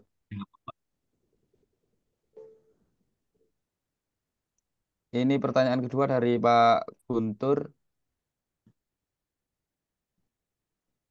Malam Pak, materinya bagus sekali untuk saya yang sedang menghadapi anak yang sedang belajar membaca dan menulis. Mau tanya Pak, ada mitos akhir-akhir ini kalau mengajarkan membaca pada anak jangan dieja. Misalkan B, A, ba, C, A, ca, baca. Nah, cara seperti itu apakah ada dampak yang kurang baik dalam perkembangan keterampilan membaca anak? Itu pertanyaan kedua, Pak Imam. Kemudian pertanyaan yang ketiga dari Pak Bu Nazril, strategi apa yang bisa digunakan untuk anak yang hari ini bisa, misalnya mengenal huruf tetapi besok lupa? Nah, 3 dulu Pak Imam mungkin bisa ditanggapi. Silakan Pak Imam. Baik Pak Anas, Bu Siska kan tadi ngobrol tentang masalah disleksia gitu ya. Iya. Apakah ada tingkatannya? Ada Bu gitu. Karena kalau ngobrolin disleksia itu bisa lebih dari 500 halaman nih sebenarnya. Mau di mau di mau di mau di ini kan Ibu ya gitu. Jadi emang apa namanya? Ada tingkatannya, ada emang disleksia ringan, disleksia sedang dan juga disleksia berat Ibu gitu. Jadi emang eh, apa namanya? Ada tingkatannya Ibu. Nah, tadi Bu Sri itu bilang jadi emang kalau mengalami emang sudah ada yang terdiagnosa dengan disleksia memang ada beberapa yang harus kita bisa kita lakukan pada anak-anak tersebut ya Ibu ya. Salah satunya adalah mungkin dari terapi remedial dan juga project itu teman-teman Bu Siska gitu. Kalau pada saat saya menangani anak-anak dengan disleksia, anak tersebut adalah saya lebih banyak project karena apa Ibu? Karena yang tadi saya sudah lihat kan beberapa peta pikiran yang ada di disleksia itu apa mereka itu memang banyak banget permasalahannya. Itu belum belum masuk permasalahan tentang eksekutif functionnya Bu Siska gitu. Jadi biasanya kalau anak-anak disleksia saya selalu menggunakan dengan project ya dan juga dengan remedial gitu Bu Siska gitu. Oke, itu dari saya mungkin karena ini saya coba share screen ya. Coba sebentar sebentar.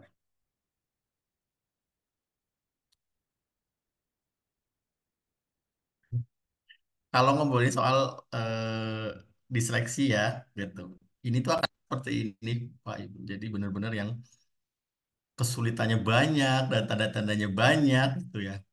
Itu tuh satu persatu, ya Bapak Ibu. Tipenya ada, gitu. Ada tipenya. Bagaimana dia working memory-nya, fonogirgilnya, gitu. Itu banyak ya, Bapak Ibu.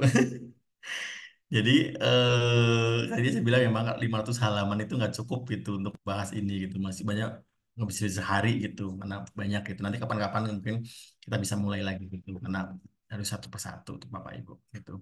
Oke, yang kedua misal mitos ya BA baca aca gitu sebenarnya gitu. Nah, sebenarnya ini bukan mitos ya Pak Guntur, tapi memang ini adalah kita saja sudah salah ya dalam ngomong ini gitu. Yang namanya dieja itu, dieja itu adalah mengeja ya gitu. Itu adalah mengucapkan huruf satu satu satu. Baca B A C A, bukan B A B C A C itu. Kesalahannya kita sebenarnya di situ. Ya. Yang namanya mengeja itu ya mengeluarkan ya bunyi-bunyi huruf yang ada dalam kata.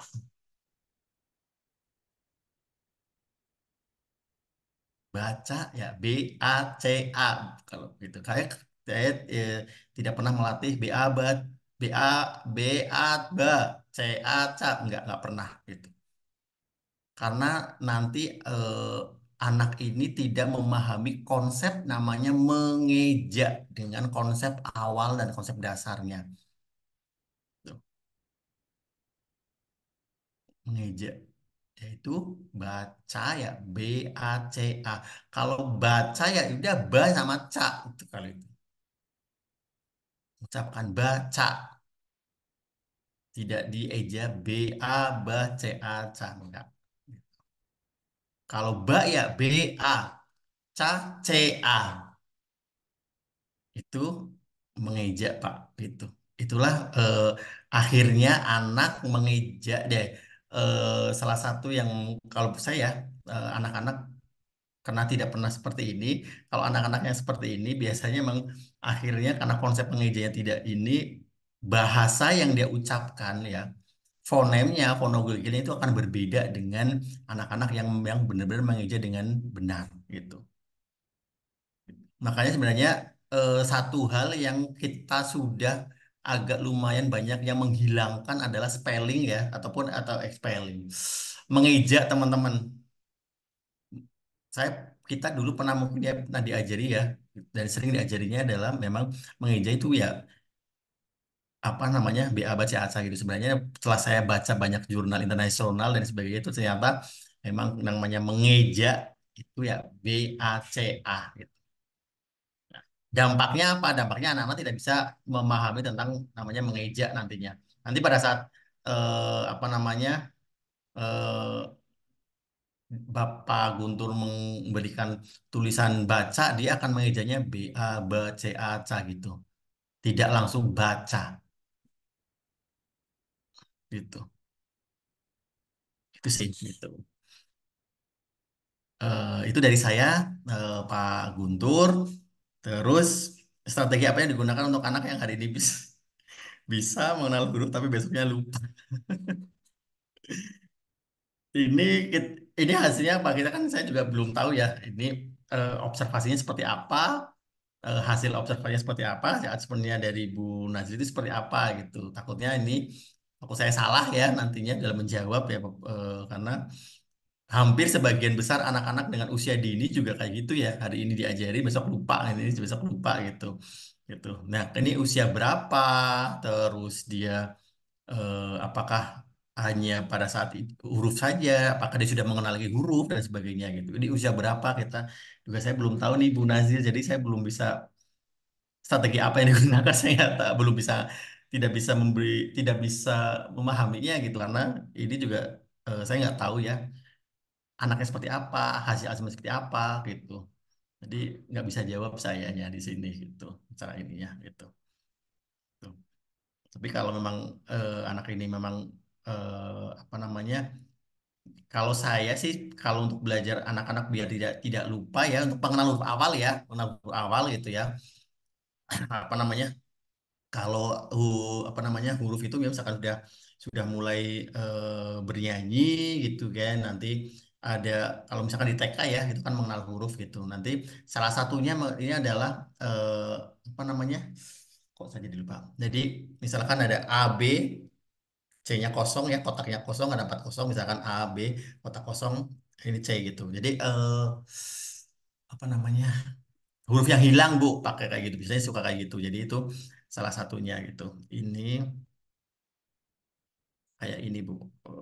Mana sih ya tadi ya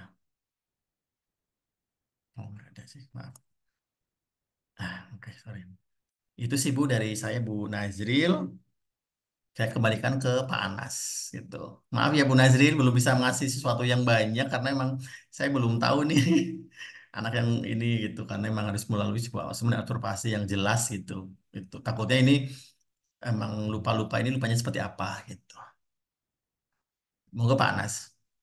Ya, terima kasih Pak Imam atas penjelasannya yang tadi ditanyakan Bu Siska. Kalau disleksia itu tingkatnya yang berbeda, pasti treatmentnya berbeda ya Pak. Mm-mm. Kemudian tadi Pak Guntur juga udah dijawab. Dan Bu Nazril itu nanti asesmennya seperti apa. Nah kita lanjut ke termin yang kedua Pak Imam. Untuk yang resen tidak ada, saya lanjutkan di kolom komentar. Ini ada Bu Endang. Ini menarik sekali Pak Imam, materi malam ini usia anak saya sudah lewat dalam belajar menulis. Penggunaan pensil secara langsung memang menjadi tantangan tersendiri. Anak saya pernah mengalami masa di mana ketika menulis huruf atau angka itu terbalik. Apakah fase ini dialami setiap anak? Mohon penjelasannya dari sisi fisik dan psikologis. Itu pertama. Untuk yang kedua dari Ibu Mardiah. Assalamualaikum, maaf bertanya bagaimana kita mengatasi anak yang terkadang kurang bisa fokus. Ini Pak Imam, lebih sering melamun dan melihat hal lain, sehingga mengerjakan tugas paling mudah seperti menulis materi di papan saja selalu tertinggal. Membaca terkadang terbata-bata, seperti itu Pak Imam. Untuk yang ketiga dari Bu Istiqomah, saya punya anak kelas 8 SMP, masih belum lancar membaca dan menulis, dikarenakan perkembangannya tidak tampak kemajuannya, dan guru-guru malah meninggalkannya ini Pak Imam. Tanpa perhatian, itu kira-kira analisisnya itu penyebab dan solusinya bagaimana? Mungkin tiga itu direspon dulu Pak Imam. Monggo. Oke, baik. Makasih Pak Anas. Kita mulai dari Bu Endang ya. Bu Endang mungkin ini juga apa namanya menarik nih gitu. Eh, ini itu sudah usianya berapa ya Bu Endang? Saya juga nggak ini gitu. Udah kalau apakah fase ini huruf terbalik ataupun angka terbalik itu, apakah fasenya juga dialami oleh setiap anak? Iya, anak-anak usia dini, anak-anak usia 4 tahun, di anak-anak usia TK gitu kan ya. Sering banget mungkin kalau di sini ada yang guru TK gitu, guru PAUD gitu. Mereka pasti mengalaminya gitu. Banyak sekali anak-anak yang memang pada saat dilatih untuk mengenalkan huruf sering terbalik gitu. Bahkan bolak-balik lah, apa namanya, sering lupa lah dan sebagainya. Itu tuh, apakah fase itu dialami oleh anak? Iya, gitu tuh. Tapi ini nantinya kelanjutannya ini tergantung dari stimulasi yang diberikan, Bu Endang. Gitu. Kalau stimulasinya yang diberikan itu tepat sesuai dengan kebutuhan, motorik harusnya terpenuhi, ya, motorik kasarnya juga terpenuhi, ya, motorik kasar dan motorik motorik kasar itu juga pengaruh nanti ke kekuatan tangan, kayak tadi mangkibar dan sebagainya, nanti tadi berhubungan dengan palmar, gerak dan sebagainya yang tadi saya sampaikan gitu. Itu tuh eh, pengaruh ke depannya. Itu sisi fisiknya, sisi psikologisnya juga berpengaruh ya. Kalau kekuatan tangan ya tidak kuat, juga sisi psikologisnya, sosial emosi juga berpengaruh nantinya gitu. Nah, juga dengan apa namanya motorik halusnya gitu. Itu juga harus stimulasi yang diberikan itu juga harus sesuai dengan kebutuhannya dan semuanya dilengkapi gitu, Bu Endang gitu. Jadi emang apa namanya itu tergantung dari stimulasi yang diberikan gitu. Jadi kalau cuman stimulasi yang diberikan ini adalah tidak sesuai dengan kebutuhannya, ya maka akan apakah akan ada dampaknya? Ya ada dampaknya pastinya gitu kan. Eh, apa namanya, dari sisi apanya ya semuanya, bisa sisi psikologisnya, sisi kognitifnya, sisi sosial emosinya gitu, itu tuh akan berpengaruh ya gitu. Nah, gitu. Itulah kenapa apa namanya, proses-proses fondasi kayak tadi ya, motorik kasar, motorik halus, stimulasi-stimulasi itu sangat penting gitu, karena memang itu akan mempengaruhi bagaimana anak nanti belajar membaca, menulis dan juga berhitung gitu. Itu sih dari saya, Bu Endang. Terus Bu Mardiah, anak yang terkadang kurang fokus, lebih sering melamun dan melihat hasil tersebut. Sehingga ketika mengerjakan tugas paling mudah menulis materi di depan saja. Selalu tertinggal membaca, terkadang terbata-bata gitu. Terima kasih. Duh, ini tuh kalau pertanyaan seperti ini tuh jadi sebenarnya saya masih abstrak ya, Bu Mardiah, Pak Anas. Jadi kayak ini tuh kurang fokusnya di mana nih gitu, karena apanya gitu kan, sebenarnya ini kan harus butuh butuh apa namanya, lebih spesifik ya gitu, kayak misalkan Bu Mardiah pertanyaannya misalkan, Pak Imam, anak saya ada yang eh, apa namanya tidak bisa fokus nih sekarang, bisa eh, apa namanya, dia mengalami kesulitannya misalkan eh, dia Pak, saya pas lagi dia nulis itu dia tidak suka dengan menulis, dia tidak suka pas saat megang pensilnya dia pas saat menulisnya dia terlalu membungkuk dan sebagainya gitu, posisi duduknya sih juga susah gitu pada saat menulis dan sebagainya gitu. Ini karena kurang fokusnya ini kan juga banyak ya Pak Anas ya gitu. Apakah kurang fokusnya ini juga dia bermasalah, ada permasalahan, atau memang ya bermasalah dari ini apa intern ataupun eksternal, intern tuh kayak dari dalam individu, contoh misalkan anak ini apakah dia ADHD, ADD, ataupun dia disleksia, ataukah dia disgrafia atau dia diskalkulia gitu. Itu kan harus juga di apa namanya, itu salah satunya juga gitu. Nah, apa namanya, ini juga harus dilihat ya, kurang fokus seperti apa gitu. Makanya ini juga masih abstrak sih saya kayak tadi gitu kan.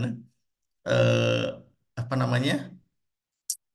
Saya juga kayaknya susah gitu. Tapi apa namanya? Kalau memang masih bisa fokus dan sering tertinggal seperti ini, saya lihatnya dari sisi fisik motoriknya, Bu. Gitu, Bu Mardiah. Kebanyakan anak-anak eh kalau saya SD terutama ya, eh fisik motorik ataupun postur tubuh yang dilakukan itu sangat-sangat kurang ya, dalam artian mereka lebih banyak banget yang mengesampingkan hal tersebut gitu di fisik motorik dan motoriknya itu gitu. Terus kalau Bu Istiqomah apa yang harus solusinya bagaimana ya sebenarnya ya ini guru-gurunya memang harus diberikan edukasi ya sebenarnya akhirnya. Saya yakin bukan meninggal buat saya guru-guru ini meninggalkannya sebenarnya bukan karena dia meninggalkan ya, tapi buat saya yakin karena saya di lapangan kebanyakan adalah kenapa mereka tidak bisa menangani atau tidak mau menanganinya karena mereka tidak tahu ini tuh apa, ini tuh seperti apa dan bagaimana tuh. Karena mereka belum paham itu dan akhirnya mereka karena dan kebanyakan yang saya temui guru-gurunya adalah kenapa mereka kadang tidak mau menangani anak-anak yang bermasalah atau anak kebutuhan khusus karena pertama mereka tidak tahu dan mereka takut salah dalam penanganan. Tuh. Ya solusinya adalah ya ini perlu namanya edukasi yang tepat tentang anak-anak dengan kesulitan belajar ataupun anak-anak masalah belajar ya di sekolah Bu Istiqomah gitu. Biar guru-gurunya memang jadi paham gitu tentang hal-hal masalah belajar di sekolah gitu. Itu sih dari saya Pak Anas. Saya kembalikan lagi monggo. Ya, terima kasih Pak Imam. Mungkin untuk kasuistik seperti Bu Najril sama Bu Mardiah perlu asesmen kemudian diagnostik dulu ya Pak. Kesulitannya itu seperti apa gitu. Semoga bisa menjawab sementara itu Pak. Ini Pak Imam mungkin belum ngantuk atau ada acara lain bisa lanjut pertanyaan selanjutnya ya Pak. Monggo-monggo Pak. Enggak Oke, saya udah libur Pak. aman berarti ya Pak. Ini ada pertanyaan selanjutnya Pak dari Bu Sri Muda. Assalamualaikum Pak Imam, izin bertanya. Tadi Pak Imam menerangkan kalau di kelas 1 itu belum waktunya membaca yang panjang.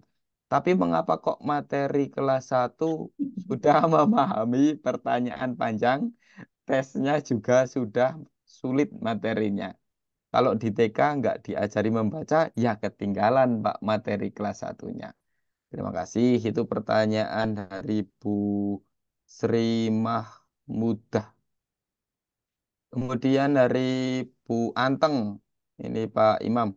Bapak, kalau anak sudah belajar dengan metode yang salah, terus bagaimana langkah perbaikan dalam mengajari anak yang paling efektif? Itu Pak Imam. Untuk yang ketiga, Pak Heri. Ini Pak, tolong kasih trik dan strategi Bapak untuk membaca agar cepat bisa. Karena kami mempunyai siswa kelas tinggi ini Pak. Ada yang belum bisa membaca dengan lancar. Mungkin tiga itu dulu Pak Imam bisa ditanggapi.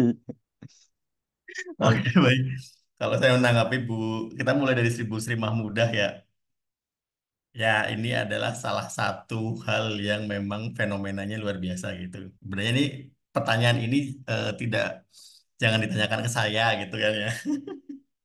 Pertanyaan ini sebenarnya ditanyakanlah sebenarnya ke yang bersangkutan ya,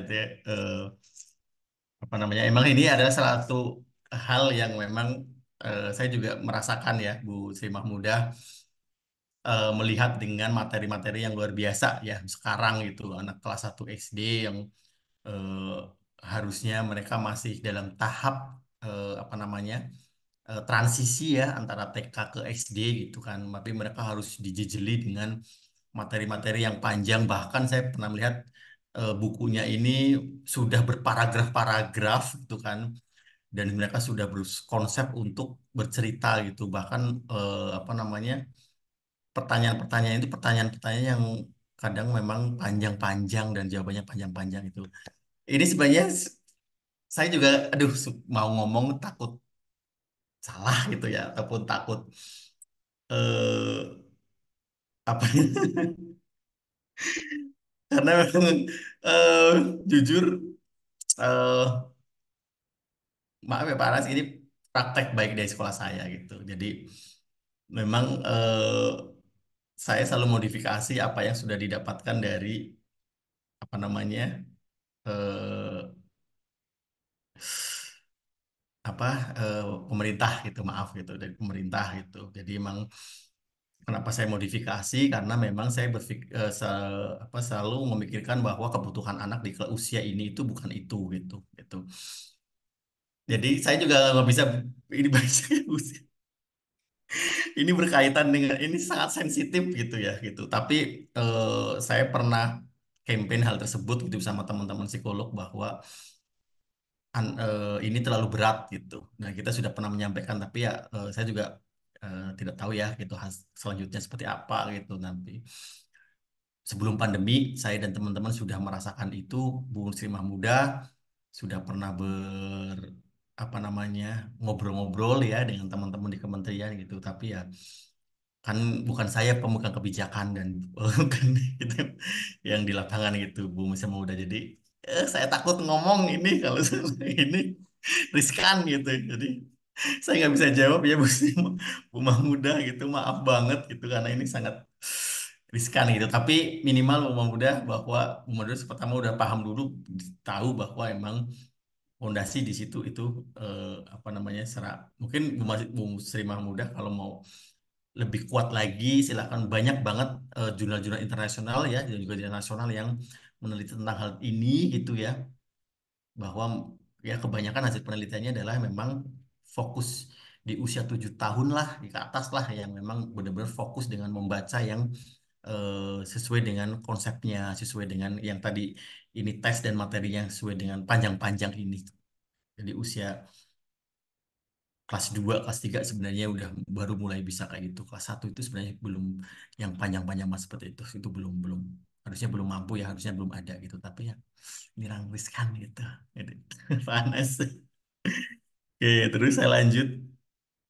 eh oh ini ada di chat tapi Pak saya pernah melihat orang tua mengajarkan membaca seperti BA bab cara caca gitu Pak yang sekarang Bapak sudah paham mungkin Bapak sudah tahu gitu Bapak itu bukan mengeja jadi Bapak bisa langsung merubah proses pembelajaran kalau Bapak punya anak yang akan diajari mengeja gitu terus belajar dengan metode yang salah tadi bagaimana langkah perbaikan dalam mulai anak yang paling efektif gitu ini metodenya memang metode apa nih Bu gitu. Nah, pada saat mau mengajarkan anak dengan membaca dan menulis, kalau apakah pada saat Ibu menggunakan metode tersebut, Ibu juga di apa namanya diimbangi dengan pada saat asesmen ya mungkin pada saat apakah Ibu hanya melihat dari sisi satu aja sepertinya gitu. Apa Ibu melihat nggak dari Bu Anteng ini melihat dari sisi fisik motoriknya nggak, motorik halusnya dan motorik kasarnya seperti apa? Apakah Ibu juga melihat misalkan ternyata anak ini tuh apa namanya kekuatan tangannya masih lemah dan sebagainya gitu. Walaupun dia masih SMP, ternyata kekuatan tangan masih lemah gitu. Yang harus dilakukan kan adalah menguatkan apa namanya juga diseimbangkan dengan itu gitu dengan metode yang ibu lakukan. Sebenarnya ibu bukan metode yang salah ya, tapi buat saya kalau lihat ibu perlu penambahan dari apa namanya sisi yang lain Bu gitu. Kalau mungkin saya lihat metode ibu hanya fokus ke di satu sisi saja gitu. Ibu harus melihat dari sisi kayak tadi karena fisik motorik terus motorik kasar motorik halus itu adalah salah satu hal yang memang untuk menyeimbangkan dengan metode-metode yang memang kayak harus duduk di kursi dan sebagainya Bapak Ibu itu Bu, Bu Anteng itu mungkin langkah perbaikannya adalah ya diseimbangkan antara apa metode yang Ibu lakukan tadi dengan hal yang lain seperti fisik motorik dan sebagainya Bu gitu jangan cuma satu metode saja yang digunakan gitu oke bagaimana mempunyai sifat kelas tinggi yang belum bisa membaca dengan lancar itu nah eh ini Pak Heri kalau eh saya ya kalau saya sih sebenarnya kalau yang kelas tinggi ini saya kebanyakan anak-anak tan khusus ya Pak ya. Jadi karena saya tidak dulu mengajar SMA itu cuma berapa bulan doang gitu ya keluar gitu kan gitu karena memang ternyata saya nggak fokus ke situ gitu ya. Tapi memang kalau boleh tapi ini juga bisa saya lakukan pada anak-anak usia di SD dan SMP yang saya ajarkan ya Pak juga dengan anak-anak di TK yang saya ajarkan gitu. Jadi memang untuk belajar membaca ini juga tidak cuman hanya sebatas membaca buku saja ya Bapak Ibu itu. Jadi memang apa saya selalu memberikan mereka adalah mereka selalu journaling gitu Pak gitu. Saya selalu melakukan dengan journaling gitu. Journaling itu bukan dan journaling itu tidak harus dengan menulis ya gitu. Jadi kalau saya ke anak-anak itu journalingnya adalah hari ini itu bisa bentuk tulisan, bentuk gambar boleh, bentuk video boleh, dia ngevlog ataupun dia bentuk voice note juga boleh gitu. Jadi jurnalingnya banyak gitu. Jadi dari proses apa namanya bahasa dan bicaranya itu udah bagus dan jurnaling seperti itu maka sebenarnya proses untuk membaca dengan lancar itu akan bagus kok Pak, tenang aja gitu. Jadi pada saat misalkan dia harus bisa membaca buku ya dia bisa dengan jurnalingnya. Jadi kalau saya dengan journaling dari apa yang dia sudah dibaca, apa yang mulai dari misalkan apa yang hal sepele saja Pak, namanya. Kalaupun membaca sebenarnya dia bisa membaca dengan hariannya gitu. Dengan journaling itu kan dia sebenarnya apa namanya semuanya dilakukan ya Pak ya. Persepsi visual, persepsi auditorinya dia, eh, apa namanya bahasa dan komunikasinya dia juga keluar, kognitif keluar dengan berbagai macam. Apakah dia harus menulis? eh, Apa kalau menulis pun dia kan akhirnya dibaca juga tulisannya ataupun dengan ngevlog dia juga akan menulis dulu terus dibaca ya tulisannya bisa juga kayak gitu ataupun dia dengan menggambar dan sebagainya dia mengekspresikan terlebih dahulu seperti itu Pak jadi jangan langsung harus apa namanya 15 menit membaca gitu 15 menit membaca tiap hari 15 menit baca tiap hari gitu sebenarnya itu tidak buat saya tidak efektif gitu itu tanpa diimbangi dengan hal-hal yang lain gitu begitu itu sih dari saya Pak Ana saya kembalikan lagi. Terima kasih Pak Imam. Semoga bisa menjawab pertanyaan-pertanyaan dari Bapak Ibu semua. Ini Pak Imam tambah satu lagi ini. Ada konfirmasi dari Bu Mardiah ini yang tadi kurang fokus. Menambahkan Pak kurang fokusnya lebih sering melamun ini Pak. Kalau kita orang tua kan melamun kalau ada tagihan ya Pak. Nah ini kalau ini pernah saya tanyain kenapa sering melamun. Katanya lagi membayangkan hal lain di luar belajar. Terkadang membayangkan berimajinasi menjadi sesuatu gitu Pak. Sehingga kurang fokus belajarnya, menulis juga lambat. Mungkin itu Pak, direspon saya dulu. Oke, Terima kasih mungkin Pak. Bu Mardia, mungkin ini juga salah satu karakteristik dari anak-anak disleksia ya. Anak-anak disleksia itu sebenarnya persepsinya itu namanya ini ada namanya persepsi visual Bu yang tadi eh, apa visual perception ya yang tadi saya katakan ini yang berimajinasi menjadi sesuatu gitu. Ini sebenarnya bukan salah satu ya disleksia itu salah satu karakternya juga seperti itu. Jadi pada saat melihat melihat huruf atau melihat kalimat di papan tulis dia bisa tulisan itu bisa berubah di imajinasinya dia ya berubah gitu berubah dalam artian berubah mungkin dia menjadi roket dia menjadi eh, apa Doraemon menjadi apa gitu sebagainya dan dia menceritakan dengan pikiran sendiri gitu. Gitu.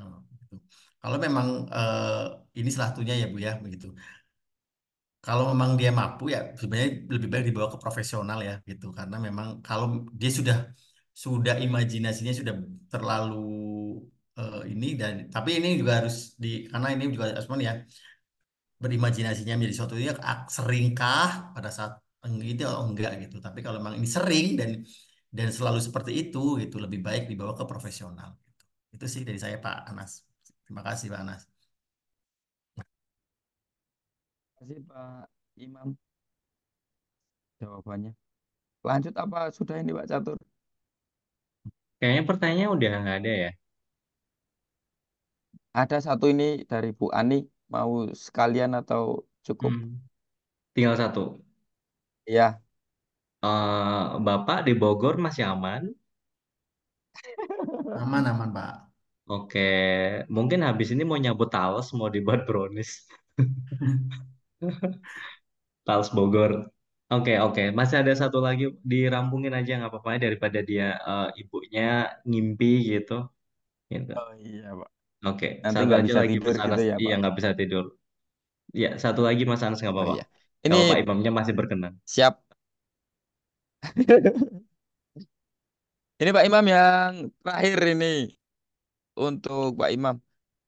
Ini juga keresahan banyak dirasakan ini Pak Imam. Untuk mengetahui apakah anak saya yang kesulitan membaca ini mengalami disleksia itu bagaimana Pak? Mungkin nanti bisa disampaikan indikatornya. Kemudian selama ini kami hanya mencoba berbagai cara atau metode dan membutuhkan waktu sampai 1 tahunan untuk membuat anak 1 atau tahunan ini, Pak, lancar 1 tahun. membaca.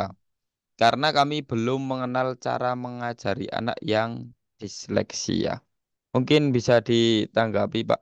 Terima kasih. Ya, Silakan. baik. Bu Ani, bahwa disleksia itu sebenarnya adalah diagnosa yang diberikan oleh profesional ya, Bu. Jadi kita tidak bisa ngomong bahwa anak itu punya karakteristik tidak bisa membaca, tidak bisa menulis gitu. Itu kita ngomong disleksia gitu. Sebenarnya kita tidak boleh ngomong itu gitu.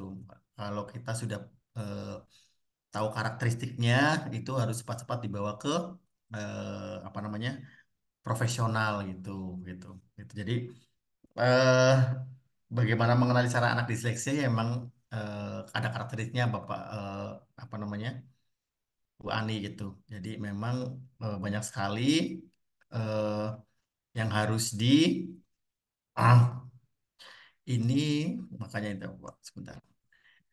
Banyak Bapak Ibu ini saya memang sudah ini adalah karakteristik dari tipe-tipe disleksia semuanya sebenarnya.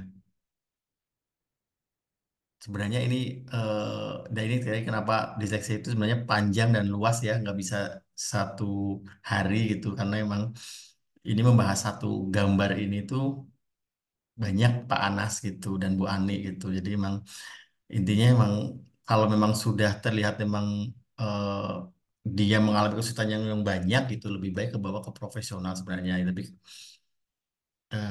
kita nggak bisa ya Pak Catur ya kita karena emang waktu yang singkat gitu ya. Jadi emang kalau ngomongin soal lagi ini tuh jadi saya bingung jawabnya Pak Anas karena emang harus satu persatu gitu kan harus harus apa namanya step by step gitu loh biar pemahamannya nggak kalau kayak gini kan akhirnya banyak yang terpotong-potong gitu sebenarnya. Oke.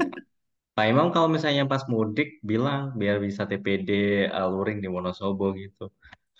Oke, siap siap siap siap Insya Allah. Oke. Oke, monggo Pak Anas saya kembalikan lagi. Itu Bu Ani, jadi disleksia itu sesuatu yang kompleks. Mungkin nanti nggih Pak Catur bisa eh, kita agendakan sama Pak Imam lagi untuk membahas disleksia. Mungkin Oke. itu Siap. sesi tanya jawab untuk kegiatan virtual ngopi semalam hari ini.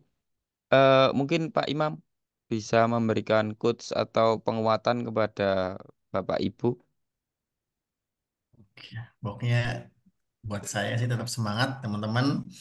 Ini terus saya gaungkan ke teman-teman di setiap TPD ya. Jadilah penyelamat ya, bukan cuma jadi pengamat. Jadilah penolong, bukan cuma banyak omong. Jadilah saatnya turun tangan ya, bukan cuma banyak angan-angan. Terima kasih dari saya Pak Anas. Terima kasih Pak Imam kata-katanya yang keren sekali itu Pak. Kemudian ini ada beberapa requestan dari teman-teman di obrolan. Eh, Kalau berkenan Pak Imam memberikan materi ataupun tadi yang flyer disleksia kepada teman-teman. Nanti itu kalih Pak Catur nggih. Berbayar ya. Tep- Nggih, nganu nanti nganu transfernya lewat Pak Catur. Oke. Langsung Oke, pahala aja ya Mas. sebelum saya kembalikan ke Pak Catur, eh, terima kasih atas atensi Bapak Ibu dan mohon maaf jika saya dalam menemani ngopi semalam Bapak Ibu masih banyak kekurangan. Saya ikut ngasih coach boleh ya Pak Catur? Oke. Untuk semua anak memiliki hak yang sama, tinggal bagaimana kita memfasilitasinya. Terima kasih. Saya akhiri. Wassalamualaikum warahmatullahi wabarakatuh. Saya kembalikan ke Pak Catur. Terima kasih buat Pak Anas dan Bu Juju. Apakah sudah ready di room Bu Juju? Ya, kayaknya tadi ada kegiatan ke masjid untuk pengajian. Luar biasa ya. Jadi dunianya dapat, akhirannya juga dapat gitu. Ya, terima kasih kepada Pak Imam yang udah mau ya kerso meskipun dadak gitu kan untuk ngisi di ngopi semalam ngobrol pintar Selasa malam untuk edisi yang ke 133 di komunitas Gue Belajar Nusantara Wonosobo, dan terima kasih juga buat Mas Anas yang luar biasa bisa mendampingi dan kolaborasi kayak ini loh, kayak Pasto gitu ya. Tapi nggak nyanyi, diskusi ilmu. Ya, dan terima kasih juga buat ibu bapak yang hari ini udah join di Ngopi Semalam, dan jangan lupa Ibu Bapak bisa juga join untuk Ngopi Semalam edisi yang ke 134 untuk Selasa ke selanjutnya ya. Dan jangan lupa untuk ngisi di link presensi, dan jangan lupa untuk yang ingin membuat KTA KGBN, Ibu Bapak bisa login aja di kgbn.or.id di situ untuk pembuatan KTA, dan nanti bisa ditautkan di link presensi untuk mendapatkan sertifikat di tiap ngopi semalamnya ya. Dan selamat malam, selamat istirahat, yang liburan, selamat liburan, yang belum juga selamat beraktivitas untuk besoknya ya. Pak Imam, terima kasih. Mas Anas, saya antar sampai mana? Sampai depan pintu. Saya ngantar Pak Imam dulu sampai terminal ya. Gitu, Ibu Bapak selamat malam, dan saya izin untuk end meet ya. Kita jumpa lagi ngobrol malam selanjutnya. Gitu.